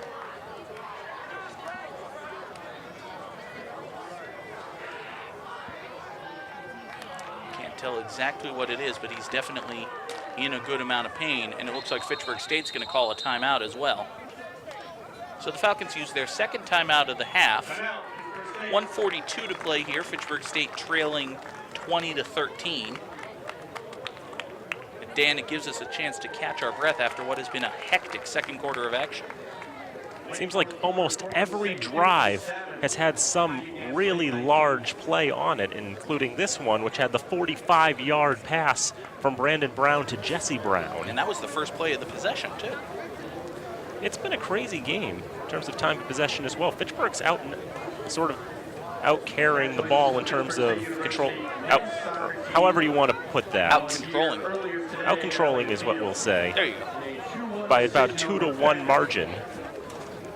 Of course, they are trailing still. And a lot of that is due to just big plays on the other side of the ball. A couple of big long passes for Castleton, as well as the interception that gave the Spartans that short field, led to their first score. And Jaquay Solomon's broken free with a couple big runs. Brandon Brown's had a big run. Now 2nd down and goal for the Falcons. They are at the 2-yard line. And it's Solomon, the ball carrier. He loses the football. There's a whole bunch of Spartans there. I find it hard to believe they're not going to come out of the pile with this one. Castleton saying they have the ball, and they do. 2nd turnover of the game for Fitchburg State, and this one is a heartbreaker. Had a chance to go in, maybe tie the game right at the end of the first half. Instead, they turn it over on the fumble. We'll have another look at this one. You see right there at the end of it, Castleton indicating they have the pile, and you can actually see the ball come loose there. Castleton picks it up. Looks like it's Dustin Rock, sophomore D lineman out of Milton, Vermont, who made the recovery.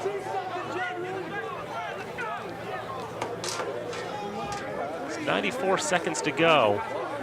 But Castleton up against it. The line of scrimmage is about the 2-yard line. 1st down handoff. And Danny, I gotta say, 1st and 10 at the 2, and you go out of the I formation with 2 tight ends, and you do a deep handoff to your running back.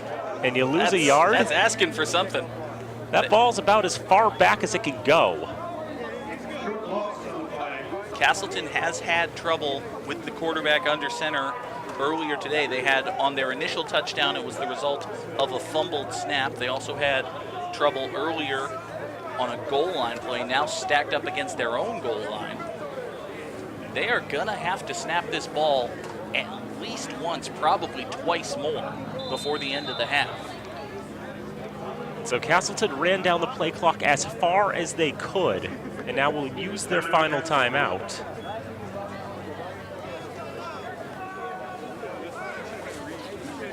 And so 49 seconds to go, and the Falcons almost certainly will use a timeout on the next down, so they'll have to get 2 plays off without losing any more yardage, because as I said, there's really no more yards for them to lose. There's no yardage to lose, exactly. I mean, the tail end of the football is all but touching the end line right now, or the goal line rather, for Castleton.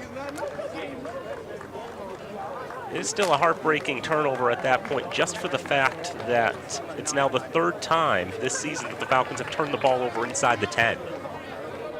And it's the 2nd game of the season, and 3 times already inside the 10-yard line, and you have a turnover.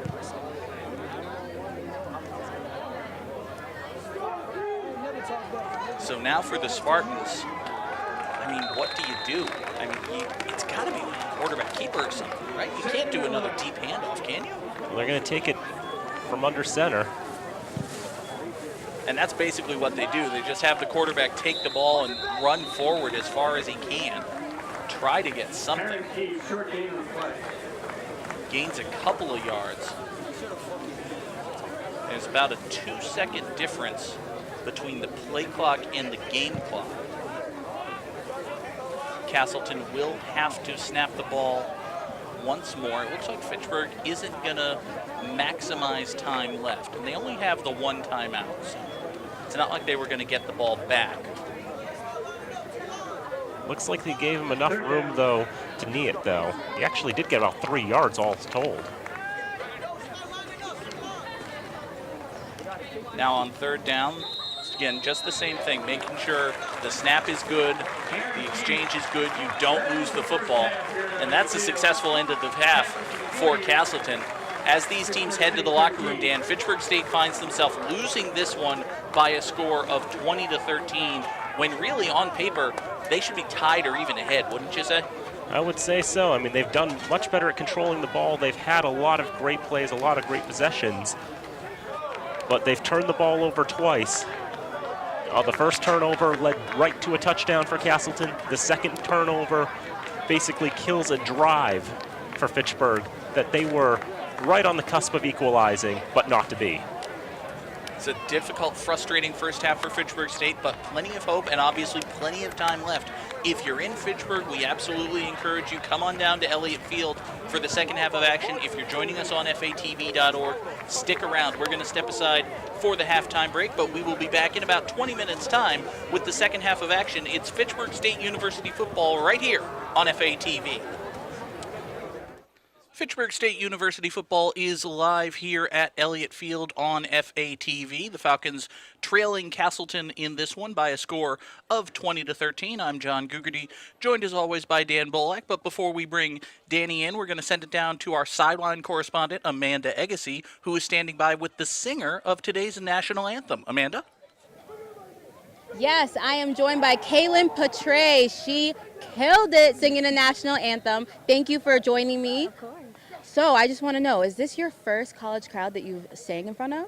It is my first college crowd. I used to sing the national anthems at like my high schools a little bit now and then, but this is my first like college crowd. I'm just started my freshman year this week, so I don't know a lot of new faces. I don't know a lot of the teams, so it was a bit intimidating, but I got through it. Yes, you did get through it. You knocked down the door, said, hey, I'm here, freshman year. Yes, that's what we like to see.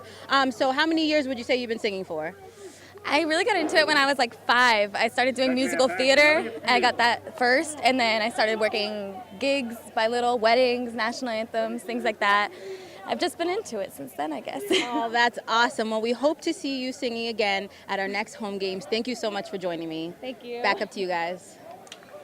Thank you so much, Amanda, and we once again thank the singer of today's national anthem. It was a truly wonderful performance. Now, Dan, as we turn back our attention to the football game here, Fitchburg State is trailing in this one 20-13, but by all rights, they should probably be ahead. Probably. 2 turnovers for the Falcons, both of them costly. One of them costing them a touchdown late in the first half, the other one leading directly, more or less, to a touchdown for Castleton earlier in the first half. The Falcons have the more yards, 261 to 208. They have the time of possession by about a 2-1 margin, but ultimately a lot of these big drives and a lot of these big plays happening here. You know, Mitch Karen, 7 for 15, but 196 yards for the Spartans. Jaquay Solomon has run for 125 yards on 16 carries, including a 65-yard run to really help the Falcons set up a scoring drive. It's been a back-and-forth game. It's been pretty crazy. That is an understatement. We saw plenty of action, 3 touchdowns in the first quarter without an extra point, and then a back-and-forth up and down second quarter of action. Fitchburg State will kick the ball away here to Castleton. Again, trailing 20-13 in this one. Third quarter just about underway. And Bryce Santos's kick is away. It is high, end over end. Taken in at about the 10-yard line. Returned across the 15-20, breaking a tackle 25-30. Finally across the 40, still on his feet, and brought down at the 48-yard line is Mo Harris. Not just the starting running back, he's also a kick returner for Castleton, and he gives the Spartans excellent field position as their offense takes the field to start the second half. Harris has struggled today in terms of the running game, 7 carries for 9 yards. But one thing I've seen from him, he is very good at breaking tackles. Just his O-line hasn't really done a whole lot to help him create anything. Give him about 36 yards on that kick return. And it'll be 1st and 10, Castleton at their own 48-yard line. Play action on first down, back to pass, looking to his right, throwing to his right. That pass is, let's generously call it underthrown instead of just terribly thrown away by Mitchell Karen. And it will be 2nd down and 10 coming up for the Spartans. Gus Samanchik had a very good look at it for Castleton. Unfortunately, he's a linebacker and on the sideline. Those are 2 things you don't want in the closest player on your team to the ball, ideally. If there was an intended receiver, I couldn't see who he was. Now 2nd down, man in motion, play action fake, handoff goes to Mo Harris. Plunging straight across the middle, he's across midfield. Mark him down inside Falcon territory after a gain of about 4. It'll be 3rd down and a long 6. That type of motion that you see on that 2nd down play with the reverse and the handoff looks like it's out of the triple option playbook, doesn't it? Kind of fake the jet sweep there and then wind up going with the plunge straight up the middle. Shades of the Maritime Academies. It'll be 3rd down and 6 now for Castleton. Karen back to pass, under pressure, gets it off. Pass is high, but it is caught. No, incomplete after a big hit on the sideline. Castleton fans want a flag. Falcon defense is ecstatic. It was a massive hit delivered. Pass was intended for Anthony Martinez, I believe. The hit was leveled by Javon White. And the hit seemed to be simultaneous with the catch, but ultimately Martinez not able to keep his feet in bounds to make the catch. Now 4th down and 6. Castleton will punt it away. The kick is away, high, spiraling. Bounces at about the 20-yard line and is going to take a Spartan roll. This ball is going to be marked dead inside the 10-yard line. Falcons will be backed up at their 8-yard line as the offense takes over for the first time here in the second half. Offensive side of the ball for the Falcons, it's been Jaquay Solomon, the primary ball carrier after an early injury to Sterling Garvin. And as we said, Dan, Solomon is having himself one heck of a day. 16 carries for 125 yards and a touchdown. Brandon Brown, 5 for 8 for 78 yards in terms of the throwing game. He did have that excellent 45-yard pass to Jesse Brown on the last Falcon offensive drive. Also had a 32-yard touchdown carry. First down handoff goes to Jaquay Solomon. Not much doing there. He's across the 10-yard line. Call it a gain of about 3.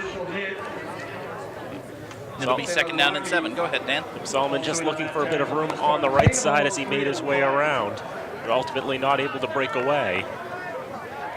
But there have been a couple of great plays that Solomon's had where he's been able to run through a huge hole given by his O-line. You know, when they're working, the Falcons can really get a lot out of it. Second down and 7 now for Fitchburg State. 2 receivers to the far side, 1 to the near. Solomon is the tailback. And he gets the carry. He's got a big hole to his right. Runs through it and is brought down at the second level. It's a good gain. Give him about 4 yards, and it'll be third down and 2. I think on that one, the more obvious hole was to the right, but Solomon tried to have a go to the left on that one, and ultimately only gained about 1 or 2 extra yards. But then again, what do I know? Maybe if he'd gone to the right, he would have been wrapped up immediately. Third down and 3 coming up for Fitchburg State. Falcon offense looking to get at least 1 first down on this drive and not be pinned back deep in their own territory. Of course, ideally, they'd get 6 or 7 points on the board as well. Fitchburg State will go from the shotgun as they have all day. 3 receivers and a single back. And whistles kill the play before the snap. Flag comes down, and we have delay of game against the Falcons. As you can see at the top of your screen, the big yellow number turned to 0, and if the ball's not up before that number turns to 0, that's minus 5 yards. Sets up third down and 8 now, as opposed to the more manageable 3rd and 3.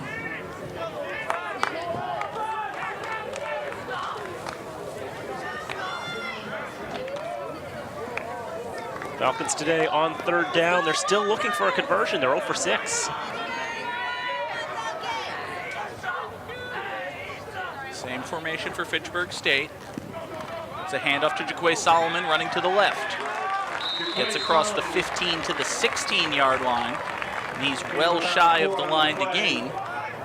So Fitchburg State decides not to throw it long on third down, risk another turnover. Instead, they pick up a few yards on the ground and will kick it away. I wonder if they just aren't trusting the passing game right now. 3rd and 8 deep in your own territory. It's a difficult situation.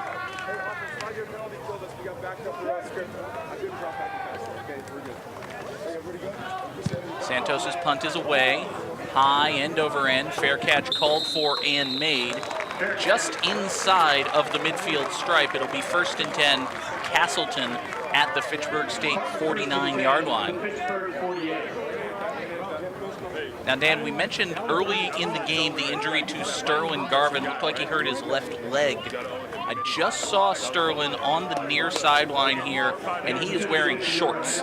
So I don't think we're going to see any more of Sterling Garvin here today. He is done for the day. Definitely hurts the Falcons a bit. The lead running back for the green and gold knocked out of the game. At the very least, though, Solomon has done well filling in for him. First down handoff for Castleton comes to the left side.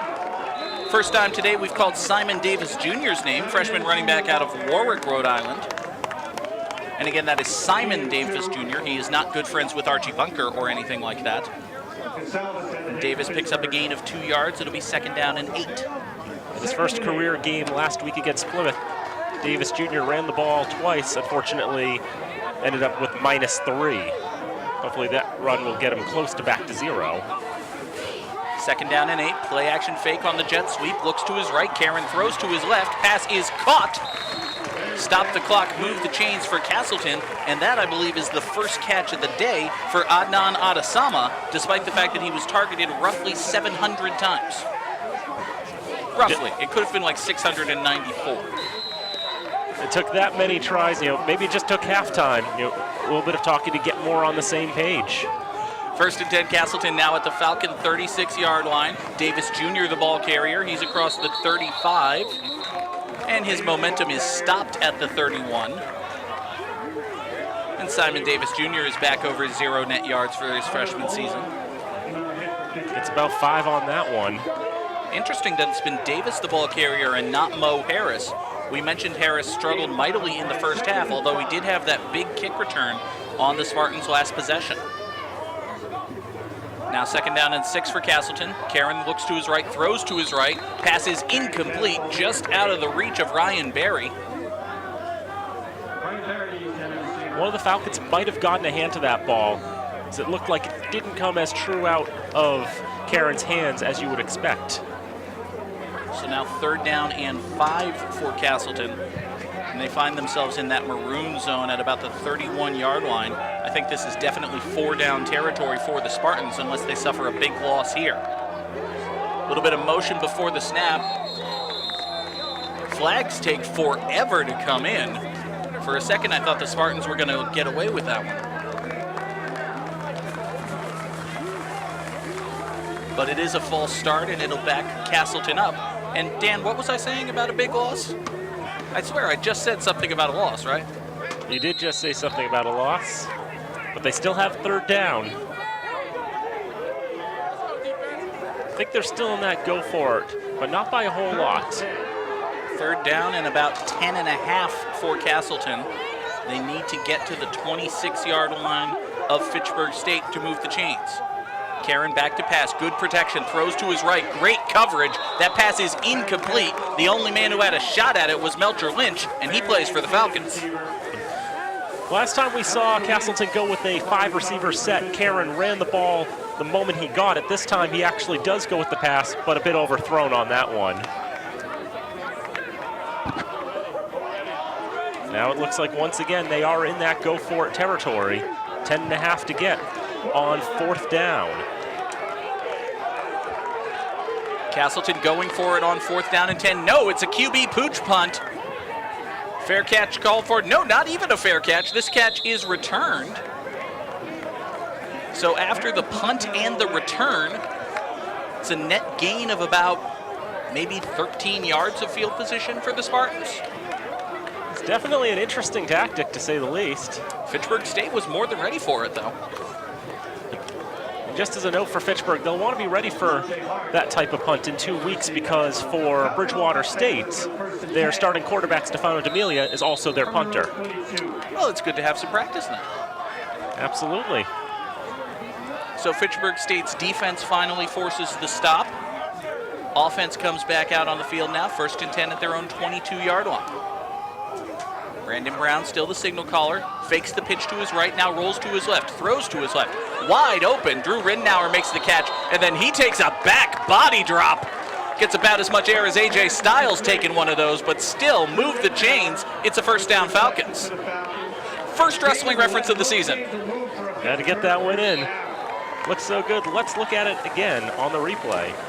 As Brown fakes the pitch out to the right, gets the throw off. Ridenour as open as can be, and how about that? Looked like he was trying to counter the back body drop into a sunset flip, but he'll take the 1st down instead. 1st and 10 Falcons now at their own 34-yard line. This time they do pitch to the right. Jaquay Solomon gets the carry. And he's brought down at the 35, maybe the 36. Give him a gain of 2. Really, Dan, it's been a tough row to hoe for Solomon ever since that big gainer in the 2nd quarter. He really hasn't been able to put down consistently good yardage. It was looking like he needed a breather after that last play, and he's not walking off the field as naturally as you'd like. He might be a bit hurt. Looks like he is also favoring his left leg. Now Chris Tamaketti, the 3rd string running back, becomes the only running back for the Falcons. 2nd down and 8 Fitchburg State. 2 receivers and a tight end to the left, along with Tamaketti. Play action fake, design quarterback run. Brown in trouble. He's got to turn the corner, can't do it. He's brought down after a loss of 2 back at the original line of scrimmage. Falcons really wanted to go with the run on that 2nd down play. It looked like Tamaketti would have been wrapped up immediately had he made the handoff, so Brown kept it himself, tried to get to the flank, never was quite able to get there. Looks like he's only going to lose 1 yard on the whole, but nonetheless, that was going to be a challenge for the Falcons. A run just wasn't going to work on 2nd down. Yeah, that was a designed run from the get-go. There were no downfield options to throw the ball. Brown had to create something himself, just couldn't do it. Now 3rd down and 9 for Fitchburg State. Brown straight drop, looking for, I can't speak as the quarterback is running across the line to gain. He's got himself a first down and then some. And let me give myself another chance to describe this play. He took the snap, dropped back, had immediate pressure coming right at him, so he stepped up into the pocket and basically just kept stepping, ran right through the middle of the line, and wound up picking up a first down. For the Castleton fans, they probably were thinking sack, sack, sack, sack, sack. Oh no. That's pretty much exactly what they were thinking. Or some other word that starts with S, but we can't say that. This is a family-friendly broadcast. Absolutely. Sack, sack, shoot. As close as we can get. Brown winds up advancing the carry to the 46-yard line for Fitchburg State, where the Falcons have it 1st and 10. And now we get whistles and a timeout by the Falcons. So Fitchburg takes their first timeout with 7:11 to play in the third quarter. And oh, thank heaven, that gives us a chance to take a look at the upcoming football schedule right here on FATV. Next Saturday, September the 15th, a 2 p.m. kickoff. Fitchburg State hosting Worcester State. Worcester State, I can see, has beaten Becker today by a score of 23-19.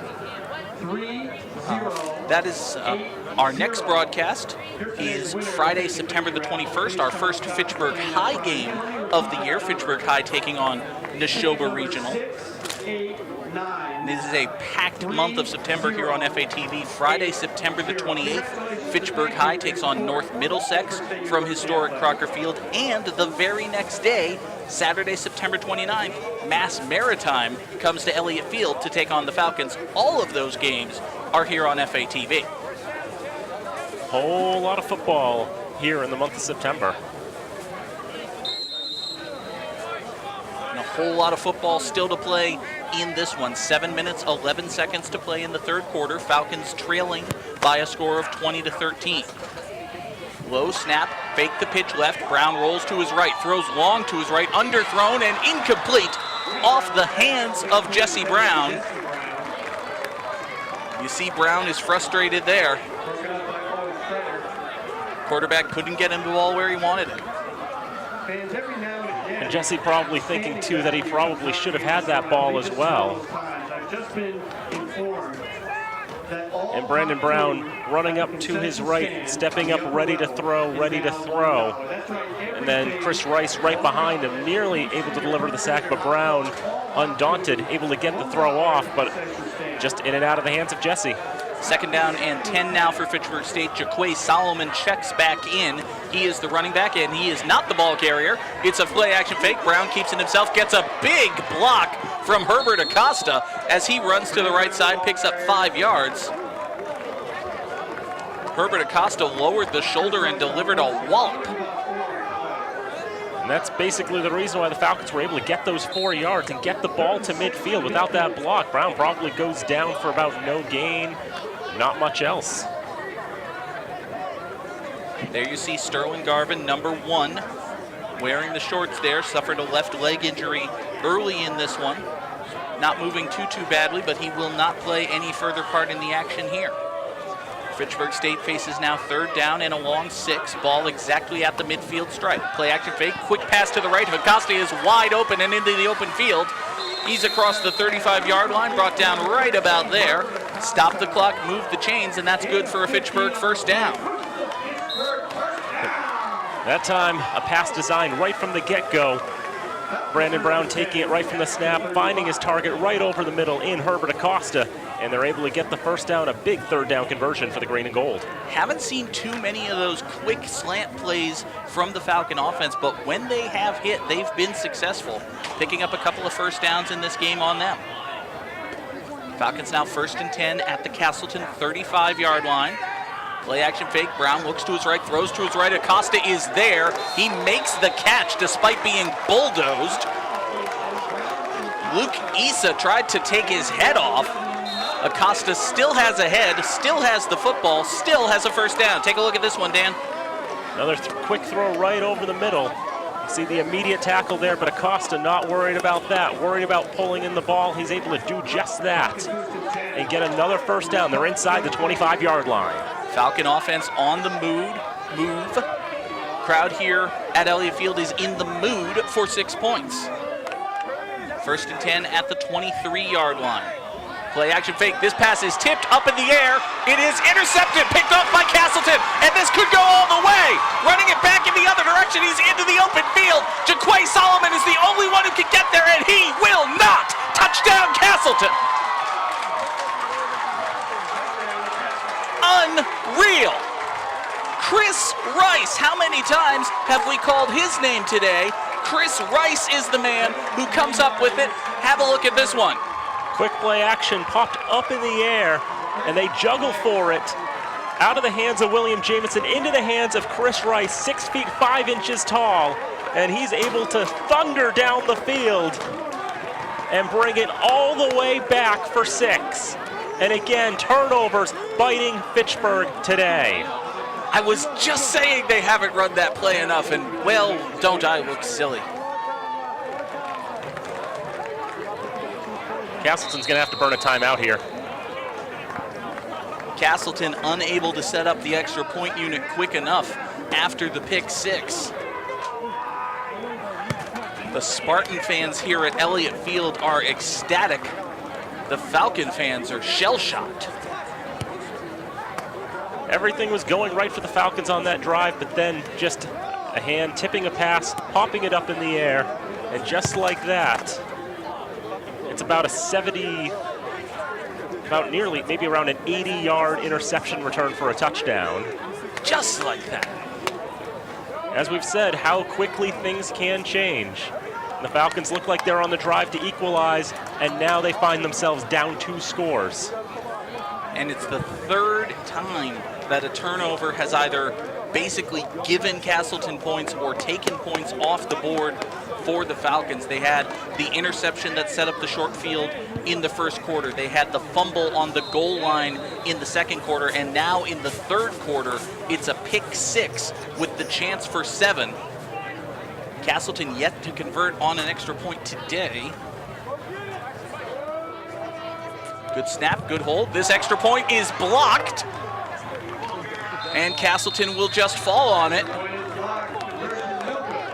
Dan, what is the record for most blocked extra points in a Division III football game? I think we have to have it, don't we? I think we're going to have to look it up on the internet. Okay. Try to figure that one out. Well, we have 5 minutes and 5 seconds left to play in the third quarter, and Dan just threw his entire clipboard at me. That's bad.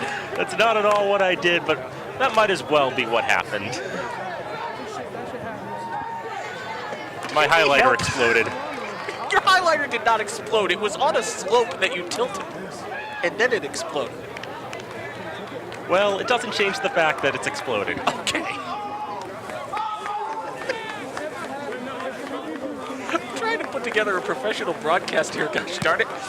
All right, so 5:05 to play here in the third quarter. Falcons find themselves trailing this one now by a score of 26-13.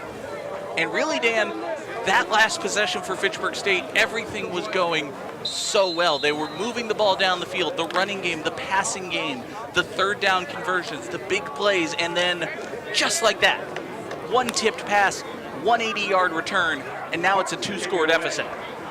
Indeed, it's becoming quite more of a challenge, but the Falcons, they've been playing particularly well in this game. It's just those turnovers have been the difference. Kickoff from Castleton is taken in at about the 12-yard line. Returned up out the far sideline, and then flags come in after the play. The flags are thrown at about the 35-yard line. Dan, if you turn my mic off, I promise I'll pick up your highlighter cap. And so we'll figure out what the flag is here. Thank you.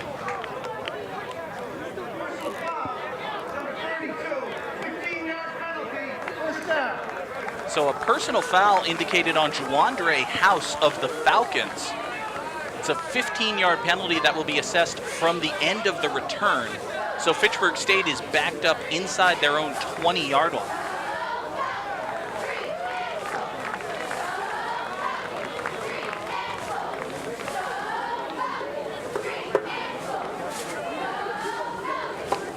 Falcon offense, I mean, I know it's hard, it's easy for me to say from the comfort of the press box here at Elliott Field.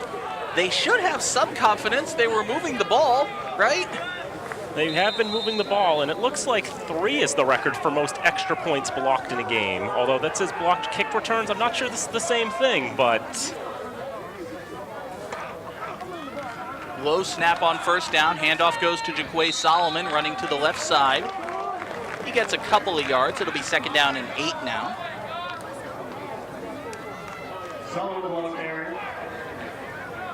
So 3? We're thinking 3 is the record? It might be the record. I feel like we've seen at least 3. We have, well, Castleton has at least 3. The Falcons have 1. Yep, we've seen 3 extra points blocked. For one team. And we have 4 in the game. I think we have a record. Well, Somebody call Sports Center. We have the lamest record ever. 2nd down and 8 now for the Falcons. Pass is complete along the near sideline. Brought down after a short gain. That's Gabriel Mangrum. I believe that is Mangram's first catch of the day.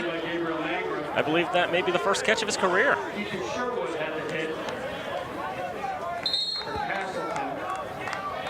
It's actually a short loss. No, excuse me, that is a first down. I can look at football fields and measure distance. 1st and 10 Falcons at the 30-yard line. Jaquay Solomon into the open field, gets a couple of good blocks. He's across the 45-yard line, plunges across midfield. Jaquay Solomon, number 21, has a 21-yard carry, and it's good for a Fitchburg first down. And that's the 3rd time today that Jaquay Solomon's broken 20 yards on a run.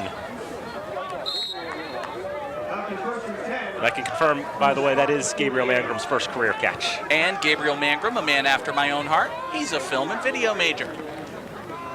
Play action fake on first down. That pass is tipped and incomplete. Looked like they were trying to hit the tight end, Drew Ridenour.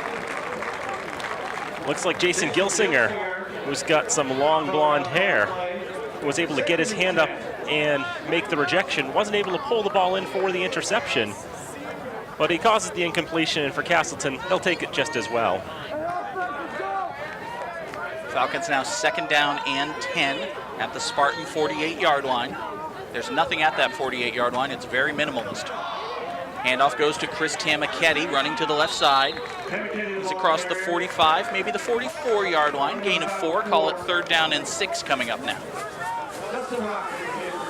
And on that one, looked like it was a battle of grip strength and how strongly they could grip Chris Tamaketti's jersey. It looked like that's what pulled him down. But you do whatever you need to do. Tamaketti heads to the sideline. And Jaquay Solomon checks back in on 3rd down and 6. He takes the pitch to his right. Castleton brought an edge blitz, however. Solomon cut it back up the middle, gained a couple of yards, but he is well short of the line to gain. And now 4th down and 4 at the 44. Fitchburg State offense is still on the field, trailing by 2 touchdowns with 2.5 minutes to play here in the 3rd quarter of action. And I think at this moment, a 2 dares wins. 4th and a long 4 for Fitchburg State. Brown, quick pass to his left. There is nobody there, or at least nobody wearing green.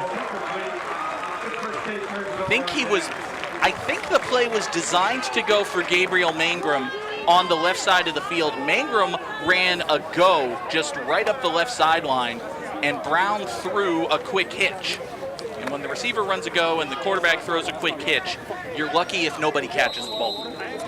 That's the type of play where you get where it seems like the ball goes to no one in particular. It's just miscommunication. You don't plan to throw the ball into a spot where there is no one wearing the color that you are anywhere remotely close to it. Now Castleton takes over, suddenly find themselves leading by 2. Quick screen pass to the left side is complete. Catch made there by Mo Harris. And but for a lone Falcon tackler, Mo Harris may well be in the end zone right now. It was a great job on the defensive end to limit him to a gain of 2 yards. They've been using Harris for a lot of these swing passes. It feels like they've been using him more as a passing option, more as a blocking option, not so much as a running option. You're not just trusting the line to create enough holes for him, and that's a penalty. 2nd down and 7 now. We get 64 offense, 5-yard penalty, 2nd down. a false start indicated against Castleton. So back them up. It'll be now 2nd down and 12. One of those interesting things where I'm looking through my binoculars, and I can't see the twitch on Castleton, but I can see Lendl Lubin jumping the line. And you know, something's got to be called there. Castleton, 2 receivers on the near sideline. Looks like 2 tight ends on the far side. Back to throw on the left side. Pass is caught.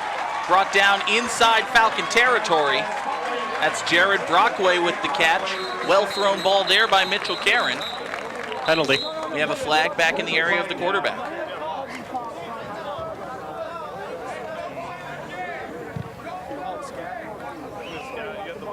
Dead ball, personal foul, number 97 of the defense. 15 yards added to the end of the run. First down. It's a personal foul on Caleb Gonsalves, and now everything that can go wrong for the Falcons has. All of a sudden, Castleton is leading by 2 scores, and they have 1st and 10 at the 30 with 90 seconds left to play here in this third quarter of action. Castleton 1st and 10 from the Fitchburg 30. Mitchell Karen, the quarterback for Castleton from the shotgun. He's got Mo Harris to his left. Falcons showing blitz, and they come. Karen throws over it to the left. He throws over everybody. Incomplete, intended for Damon Burgess. Blake Crawford with the coverage on that one, but again, it was another overthrow by Karen. And he's had quite a few of those today. A few overthrows, a couple of underthrows. But when it's on target, though, it is damaging and devastating. Castleton now looking to put this one away, go up by 3 scores as we head for the 4th quarter. 2nd down and 10 at the Falcon 30. Mo Harris, the ball carrier, weaving through tacklers, finds a hole, winds up gaining himself a good 4 or 5 yards. He'll bring up a more manageable 3rd down. So that time they do go back to Harris on that one on 2nd down. And he was able to fight for yardage. He is pretty good at doing that. But ultimately, the O-line not able to create a hole for him to run through. And he's got to work hard to get the yards that he gets. And it creates a long 5 on 3rd down. Harris comes in motion to the left. No, set up to the right. He'll set up to the right. Now Brockway comes in motion. Play action fake. Karen will keep it himself. Breaks out of 1 tackle. Can't break out of any more. Mitchell Karen is about a yard shy of the line to gain. And it'll be 4th and 1 at the 21. And I got a dollar says they're going for it. You have to believe they're going to go for it. They do not have to do anything here in this 3rd quarter, however, and we will run out the clock on the 3rd period of play, and it has to be, if you are a Castleton fan, a very satisfying 3rd quarter of action, Dan. They haven't had the ball too much. They're making great progress on this drive, but of course the story of the 3rd quarter, the 80-yard interception return for a touchdown by Chris Rice to give the Spartans a 2-score lead. They lead 26-13 at 3-quarter time. Fitchburg State was marching up the field, methodically moving the football on the ground through the air, and then 1 bad play, 1 bad break, 1 tipped pass, 1 80-yard touchdown, and this is a 2-score game. Now, while we have a moment here in between quarters, Dan, I do want to thank the all-volunteer crew of Fitchburg Access Television. Of course, our director today, Dave Oster, doing a fantastic job, as well as Travis Falk. He's listed as replay because it's a little self-aggrandizing to have a position called guy who does everything, but really, that's Travis Falk. He's a guy who does everything. Our camera operators today, Jared Roberts, Matt Carroll, Nicole Gaffney, Jocelyn Davis, Eduardo Freitas, all of them doing a wonderful job. We thank them so much. Amanda Agassi, we've heard from her a couple of times down on the sideline. We thank her as well. And Dan, hey, you're doing pretty well too. Why don't you call this 4th down as we head to the 4th quarter?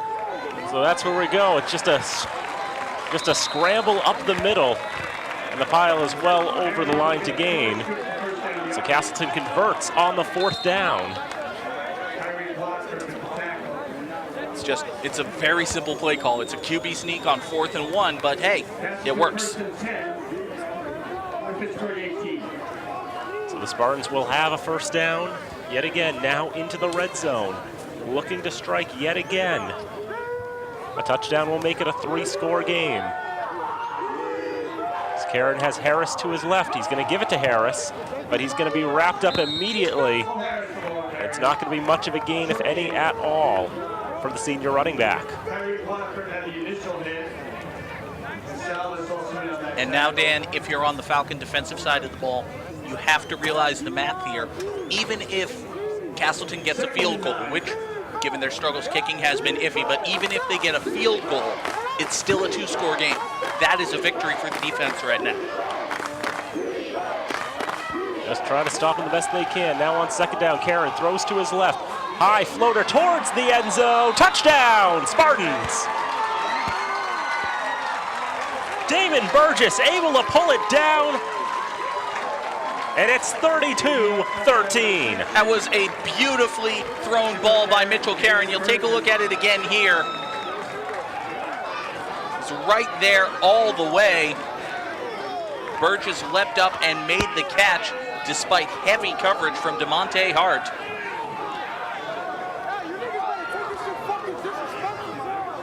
And Castleton's going to go for 2 here.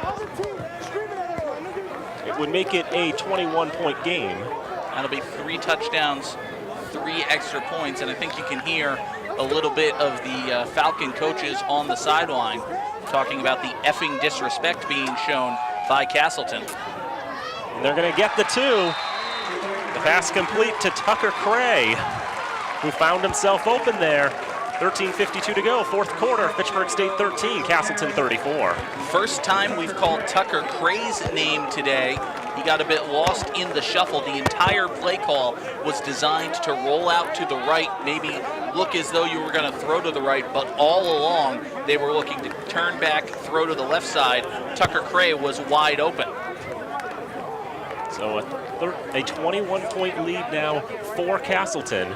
I do want to go over the scoreboard again, and I do want to point something out too. As we mentioned last week, Fitchburg lost to Cortland by a score of 51-14. Today, Framingham went to Cortland, and they didn't do any better than Fitchburg did. The Falcons, the Falcons conference football, Framingham State 19, Cortland 57. Oof. That is a 38-point loss for the Rams, picked to win the conference this year. And that's not a good performance out of Cortland, but it does make me feel a little better about last week's performance. Well, it is, how you say, cold comfort being down 34-13, but I suppose if cold comfort is your only comfort, it is as comfortable as you can get, or something to that effect. As it goes. Now let's see what Fitchburg can do. They did score 3 touchdowns against Castleton in the 4th quarter in last year's meeting. Who's to say it can't happen again as Chris Tamaketti will run with it. He's going to make it to the 40-yard line. With how the Falcons' offense has played, it's just been those few big mistakes that have been costly. You can limit the mistakes and perhaps, anything can happen. It's absolutely possible. 13:46 to play. We've seen the potential. There's plenty of time left.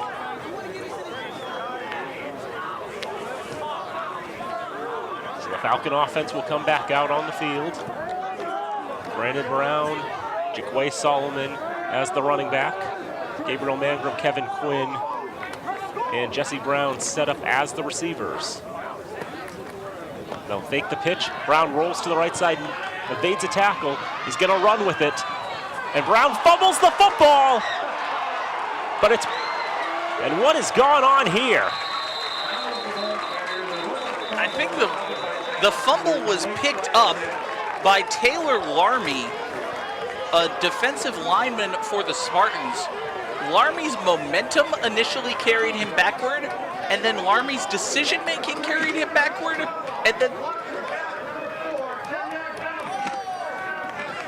and then a penalty carried them backward. But ultimately, Castleton has the football.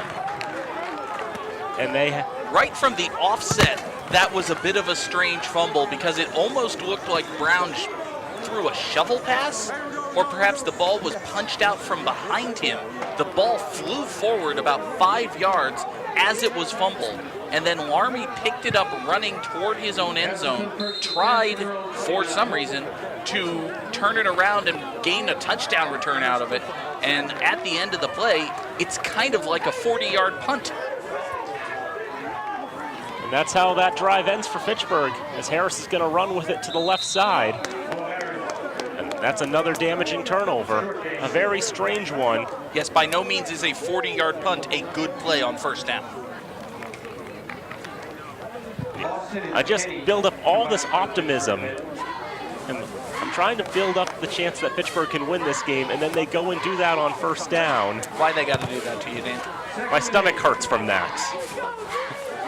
13 minutes to go, fourth quarter. Falcons trail by 21. I wouldn't be surprised if Harris is going to be running the ball a little more often. Castleton trying to kill some clock here. And it's going to be another run for Harris on the left side. A flag flies high into the air as the play will end around the 35-yard line. Let's see what we have. Offensive holding would be the most obvious thing. Let's see if it's that or something else.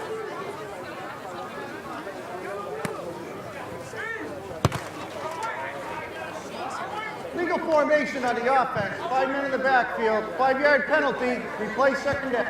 So one of the players who was supposed to be on the line of scrimmage was not sufficiently on the line of scrimmage. That gave Castleton a 5th man in the backfield, which is illegal. See that a lot, especially with teams that run the shotgun formation. They have their tackles set a little bit back from the line, and maybe a little bit became a little bit, and then that became a lot of a bit, and then that's too far. And I know from working the lines too, the linesman will at least yell sort of in the direction of the receiver if they're not quite on the line when they need to be. So obviously whoever that was who was not in the correct position did not get the memo, as Mitchell Caron's going to get about 3 or 4 yards on this one.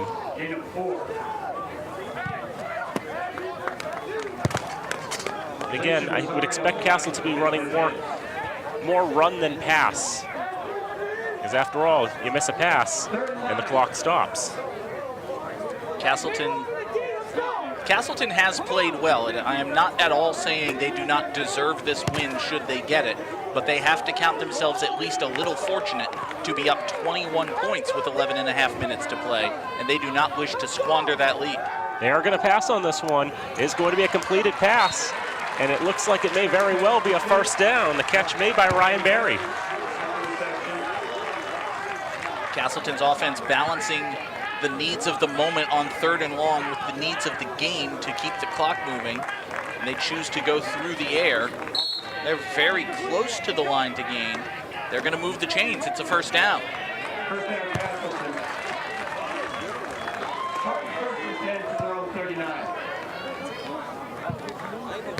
So the Spartans from Castleton University of Castleton, Vermont gets yet another first down.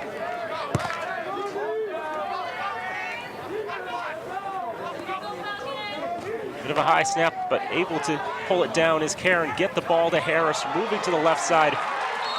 Harris getting several yards after the initial contact, and he gets about 9 on that one. Good second, even good third effort there by Mo Harris. I think I saw a couple of Falcon defenders trying to strip the ball away from him instead of focusing on making the tackle. As a result, he was able to hang on to the football, picked up an extra 3 or 4 yards. Trying to go for that high-risk, high-reward play. Try to force a fumble, try to recover the football in good territory, but instead they're giving up the yards, making it a little more challenging for them. Second down. They've got a man in motion on that one. They fake it, give it to Harris instead, and he'll have another first down as he's now into Falcon territory.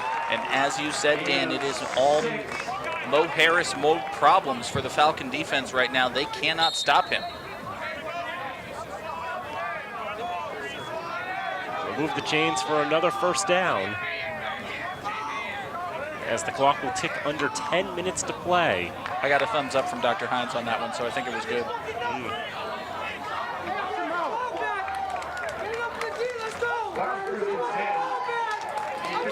Castleton taking their time. They know how much time is left. They can see the play clocks. You defense from the Falcon faithful. They're going to need a few more stops. Harris is going to take it right up the middle, slip out of a tackle nearly, but able to get a couple extra yards on the effort.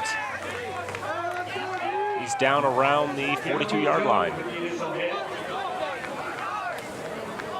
Nothing fancy from Castleton right now. They're just smash mouth football, try to move the ball on the ground, keep those chains moving, keep that clock moving. Try to snuff out any hope the Falcons have of making a late comeback. On second down, takes the ball away from Harris, and it's a long throw downfield, incomplete. Wasn't I just saying nothing fancy, smash mouth football? Didn't those words just come out of my mouth? Yep, but that time Karen decided he wanted to have a go at passing it. Went for the long deep ball there. DeMonte Hart breaking up the pass. And it stops the clock with 9 minutes to go. Now setting up 3rd down and 7 for Castleton. There is a penalty marker down. Dead ball, unsportsmanlike conduct, 60-40 offense, 15-yard penalty. It'll be 3rd down.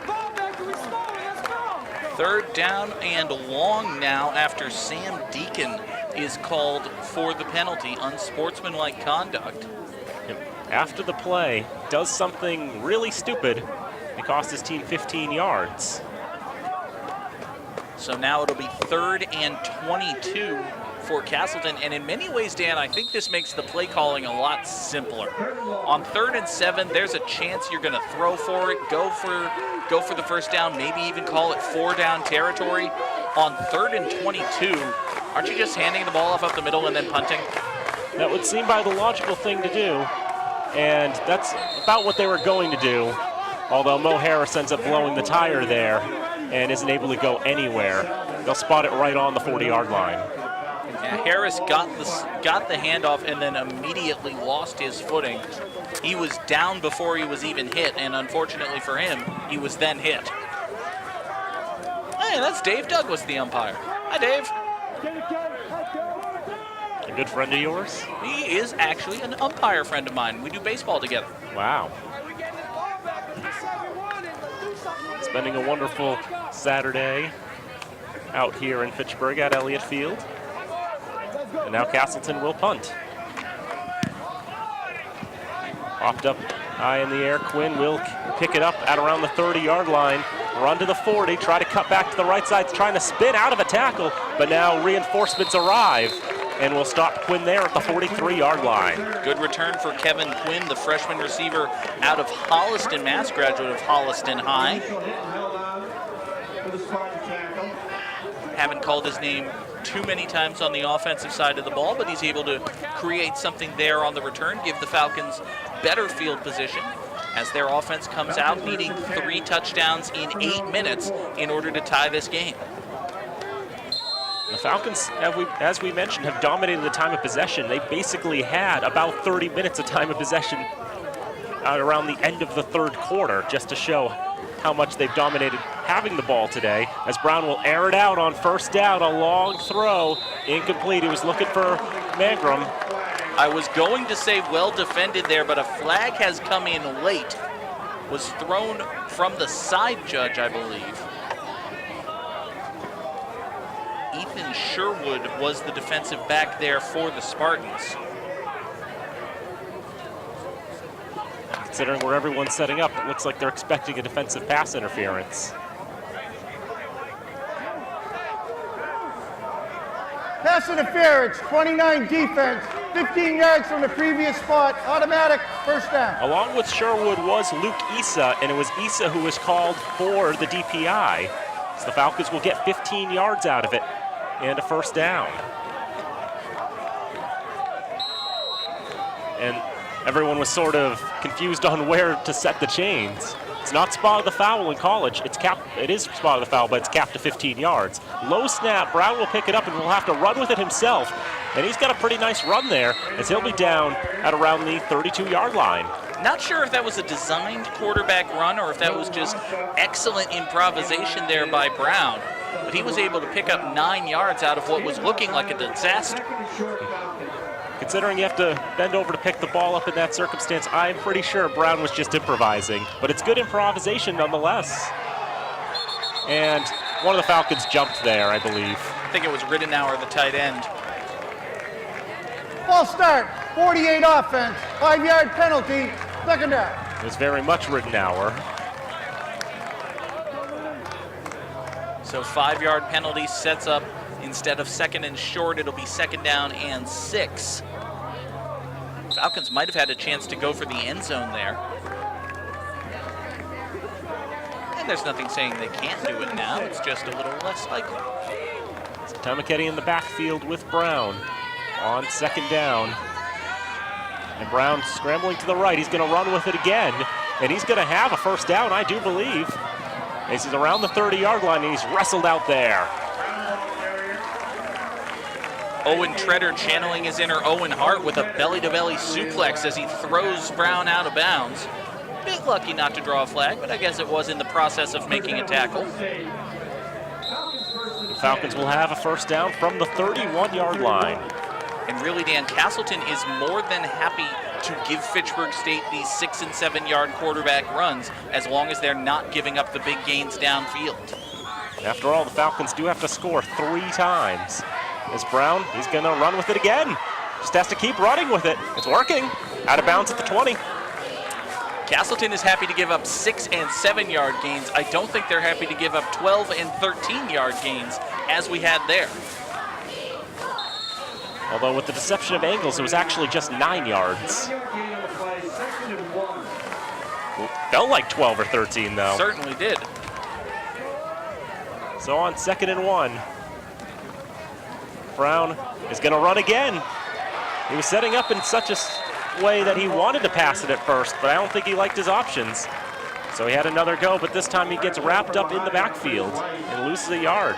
There's that man again. It's Chris Rice with the tackle. You have to think he's going to be in line for at least ECFC Player of the Week, like Defensive Player of the Week. One would think. An 80-yard pick 6 for a defensive lineman. That'll do. He's been just about everywhere today. 3rd down. Falcons clearly in 4-down territory. Brown will air it out. He wants 6 points. And that's going to go into the end zone, but incomplete. Mangrum was out of bounds. Mangrum can't believe he didn't get credit for the catch on that one. I personally can't believe that pass wasn't intercepted. Looked like it went right through the hands of a Castleton defensive back. Now Fitchburg State obviously will go for it. 4th down and 2, trailing by 3 touchdowns with 5:42 to play here in this game. Line of scrimmage to the 23. They need the 21. They've got their 3 receivers set up there. They give it to Tamiketti. He's going to get the first down. He'll be wrestled out around the 14-yard line. Looked like he was going to be wrestled out of bounds, but he stays in bounds. But they'll have to stop the clock anyway to move the chains for another Falcon first down. Fitchburg State moving the ball very well on this possession, maybe taking a little more time than they'd like, but they have a little bit of it to take.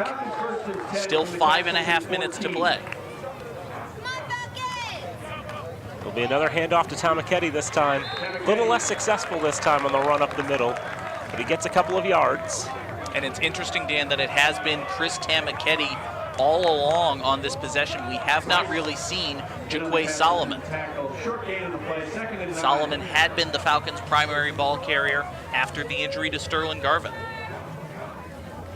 So now Brown looking to pass. He throws over the middle, and this one unable to be hauled in. It was Mangrum who was the intended receiver. He just couldn't get his hands on it. Pass was a little low, but honestly, to my eye, Mangrum should have made that catch. It looked like it hit him right in the hands. I think he just struggled to secure it. Had his hands over the ball, and as he tried to pin it to his body, I think it just propelled the ball downwards into the ground. It wouldn't have been a touchdown if he had caught it, I don't believe. I think he would have been a couple of yards short, but it would have been a first down. Falcons need 8 yards for a first. And 11 for a more important 6. Brown throws a bullet over the middle, too high for Riddenauer, who was open. Riddenauer was wide open, Dan. There was nobody within 3 or 4 yards of him, and unfortunately that includes the football. Pass was well over the head of the tight end. Too much oomph on that one for Brown. Now the Falcons must get 8 if they want to continue this drive. 4:49 to go in the fourth quarter.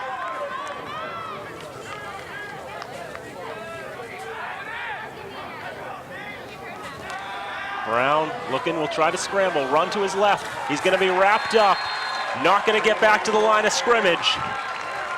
It's Seth Gawanter, the sophomore linebacker from Deerfield, who brings down the quarterback in the backfield, and with that brings down any real hope the Falcons had of making a heroic comeback in this one.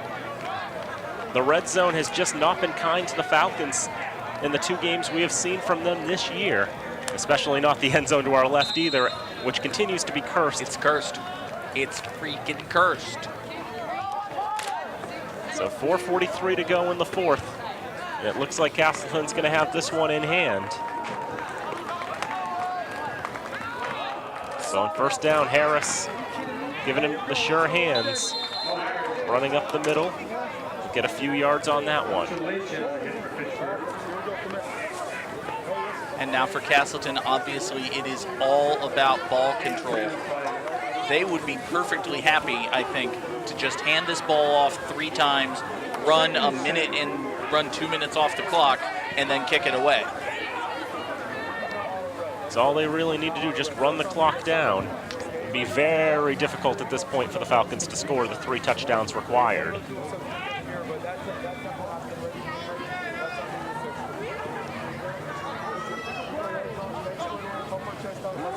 So on second down, Harris pulls the stiff arm, tries to get around the end, shakes a tackle, and eventually does not go down until he's out of bounds, but by that point, he's got the first down yardage.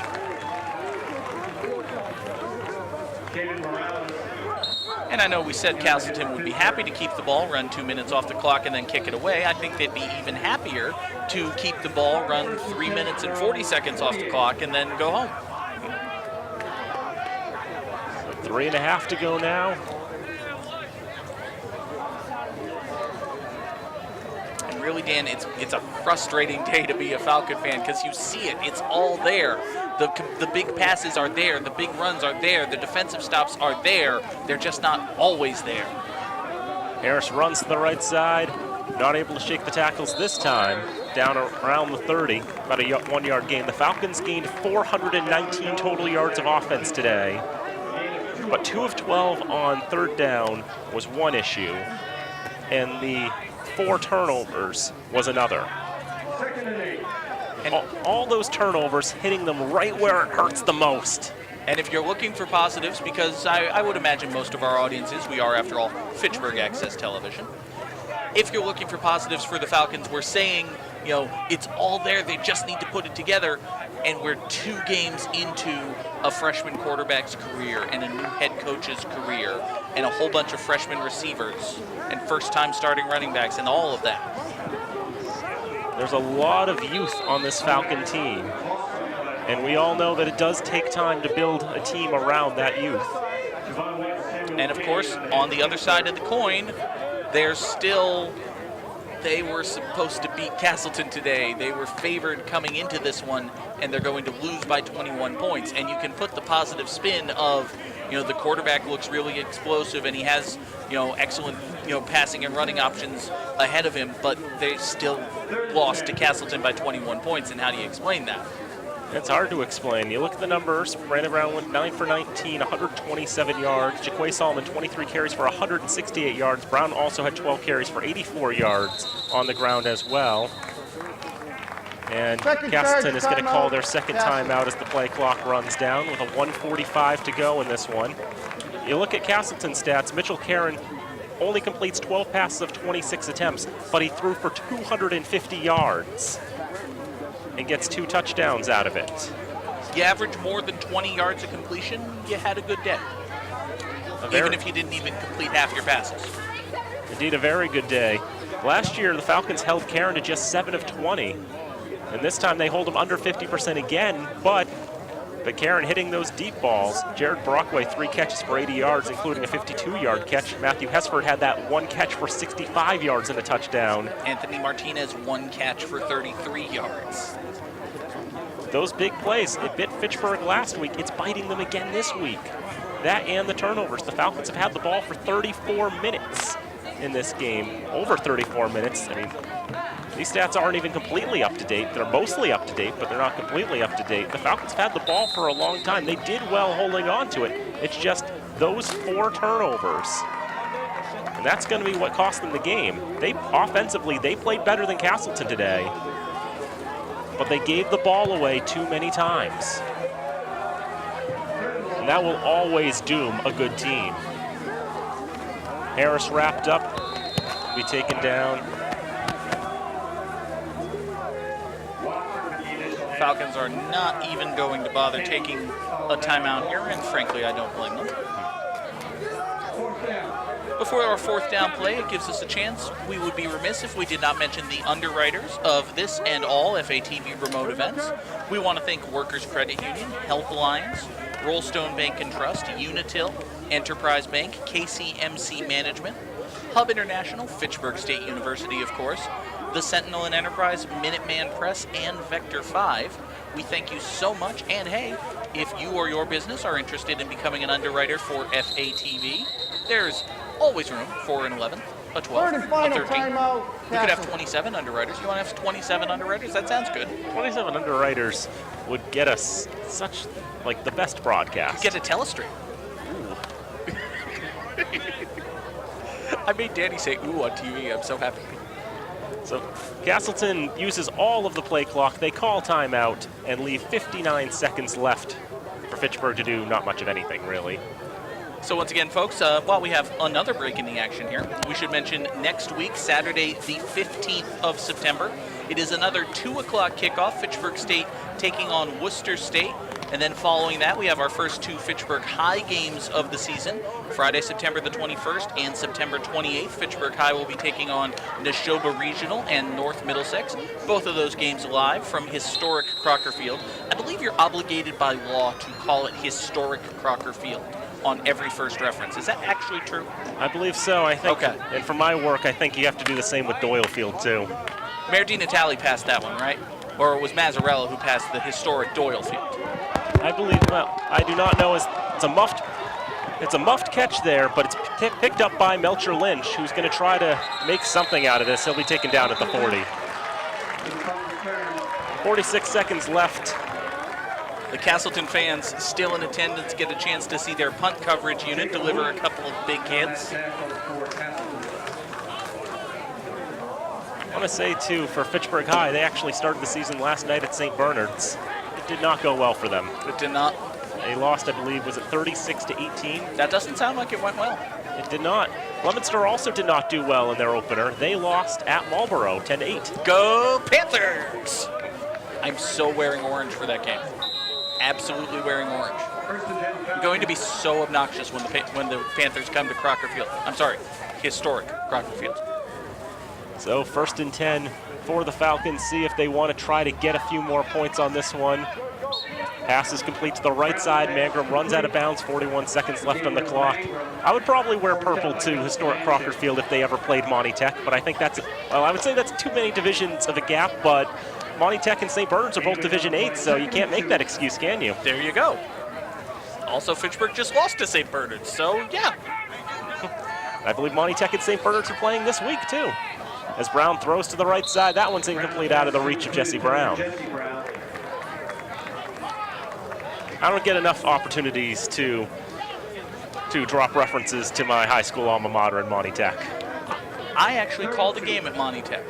I did. There was one year, you didn't do that game with me, did you? I did one game when they played Keefe Tech. As on 3rd down, a throw to the right side and incomplete as it's trapped by the wideout there in Trepper. Trepper with the trap. Looked like he was looking for Mangrum again and again. They were either on different pages or the pass was just woefully underthrown. Now 4th down think Fitchburg State is a little confused about whether they're sending out the punting unit or if they're going for it. They're going to wind up, having to burn another timeout here is what they're going to have to do. Well, they still have 2 left. Just not quite sure how they want to finish this game. And as we figured out that they were going to do 20 seconds ago, they're going to call a timeout. 32 seconds left. Castleton en route to winning this game. So the Monty Tech game I called, it was a very, very, very long time ago. It was, I think, it wasn't the night before Thanksgiving, but it was like the week of Thanksgiving. We called, I think it was Monty Tech and Neshoba, I want to say. Neshoba Valley Tech is Yes. Monty Tech's historic rival. There we go. We called a game at Monty Tech. It's a beautiful campus. It is just a little bit full of goose poop. I remember a lot of goose poop.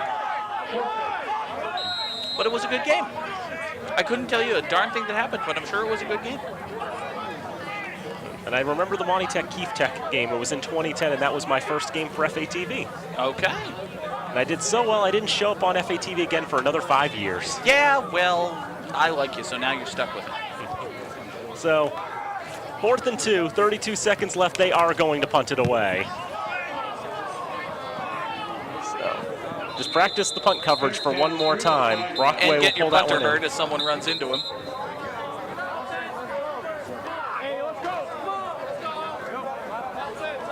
There is a roughing the punter, and Bryce Santos is limping off the field. Boy, that was the last thing the Falcons really needed. Santos is going to upgrade his condition to moving gingerly rather than limping now, so he will hopefully be all right. But he got walloped as that punt was sent off. So Castleton gives the Falcons 15 yards and a first down, and a chance to practice the offense for another 24 seconds or so. Castleton says, please keep the ball.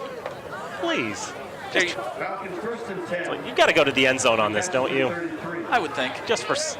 There you see Bryce Santos there down on the sideline after getting hit on that punt. He's back on his feet now. So on first down, short throw, it is complete and forced out of bounds. They say stay. They're going to run the clock on that one.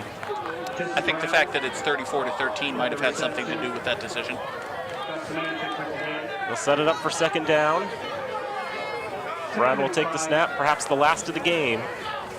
And Brown's going to run with it to the right, running towards the sideline. Time expires. He's still on his feet. He'll be forced out of the 10-yard line, and that is how this game will end.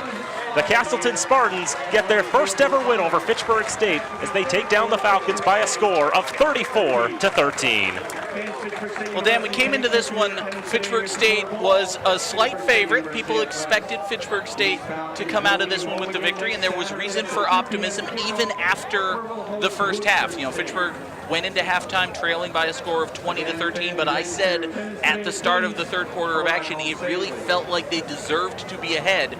After having seen 4 quarters of action here, I can say Castleton deserved this win. You know, Fitchburg's offense moved the ball well, but they could not hang on to it, and Castleton played very well, I think. That's another thing, too. Through 2 games, the Falcons have yet to force a turnover as well. Whereas now Castleton, they get 4 turnovers in this one, but really, at the end of the day, it was Chris Rice's 80-yard pick 6 on a tipped pass that gave Castleton that 26-13 lead. That really was the turning point. You know, obviously Castleton was ahead at that point, but it felt like Fitchburg had all the momentum in the world. They were marching down the field. They had stopped Castleton's offense. It looked to my eye and to the eyes of, I would think, most unbiased observers that Fitchburg State was going into the end zone. They were going to tie the game, and from there it'll be 20-20, and Fitchburg has all the momentum. And then just like that, a ball gets tipped up in the air, it gets returned 80 yards for a touchdown, and this game turns into a blowout. It just seems like there's been a few drives we've already seen this season where it looks like the Falcons are on the cusp of scoring, and then nothing. 0, zilch. They had an interception at midfield, led to Castleton's first score, a fumble inside the 10-yard line, that pick 6. It's a frustrating time to be a fan for the Falcons, but there is hope. We're talking 2 games into the career of a freshman quarterback, 2 games into the career of a new head coach. There's plenty of time for things to get a little better for the Falcons. At the end of the day, we still have 4 more telecasts to bring you from Elliott Field. And there are still some winnable games coming up in conference play. If it means anything as well, this is still non-conference. The real tests begin next week. And next week, indeed, you see it there on the screen, September the 15th. That is a 2 p.m. kickoff.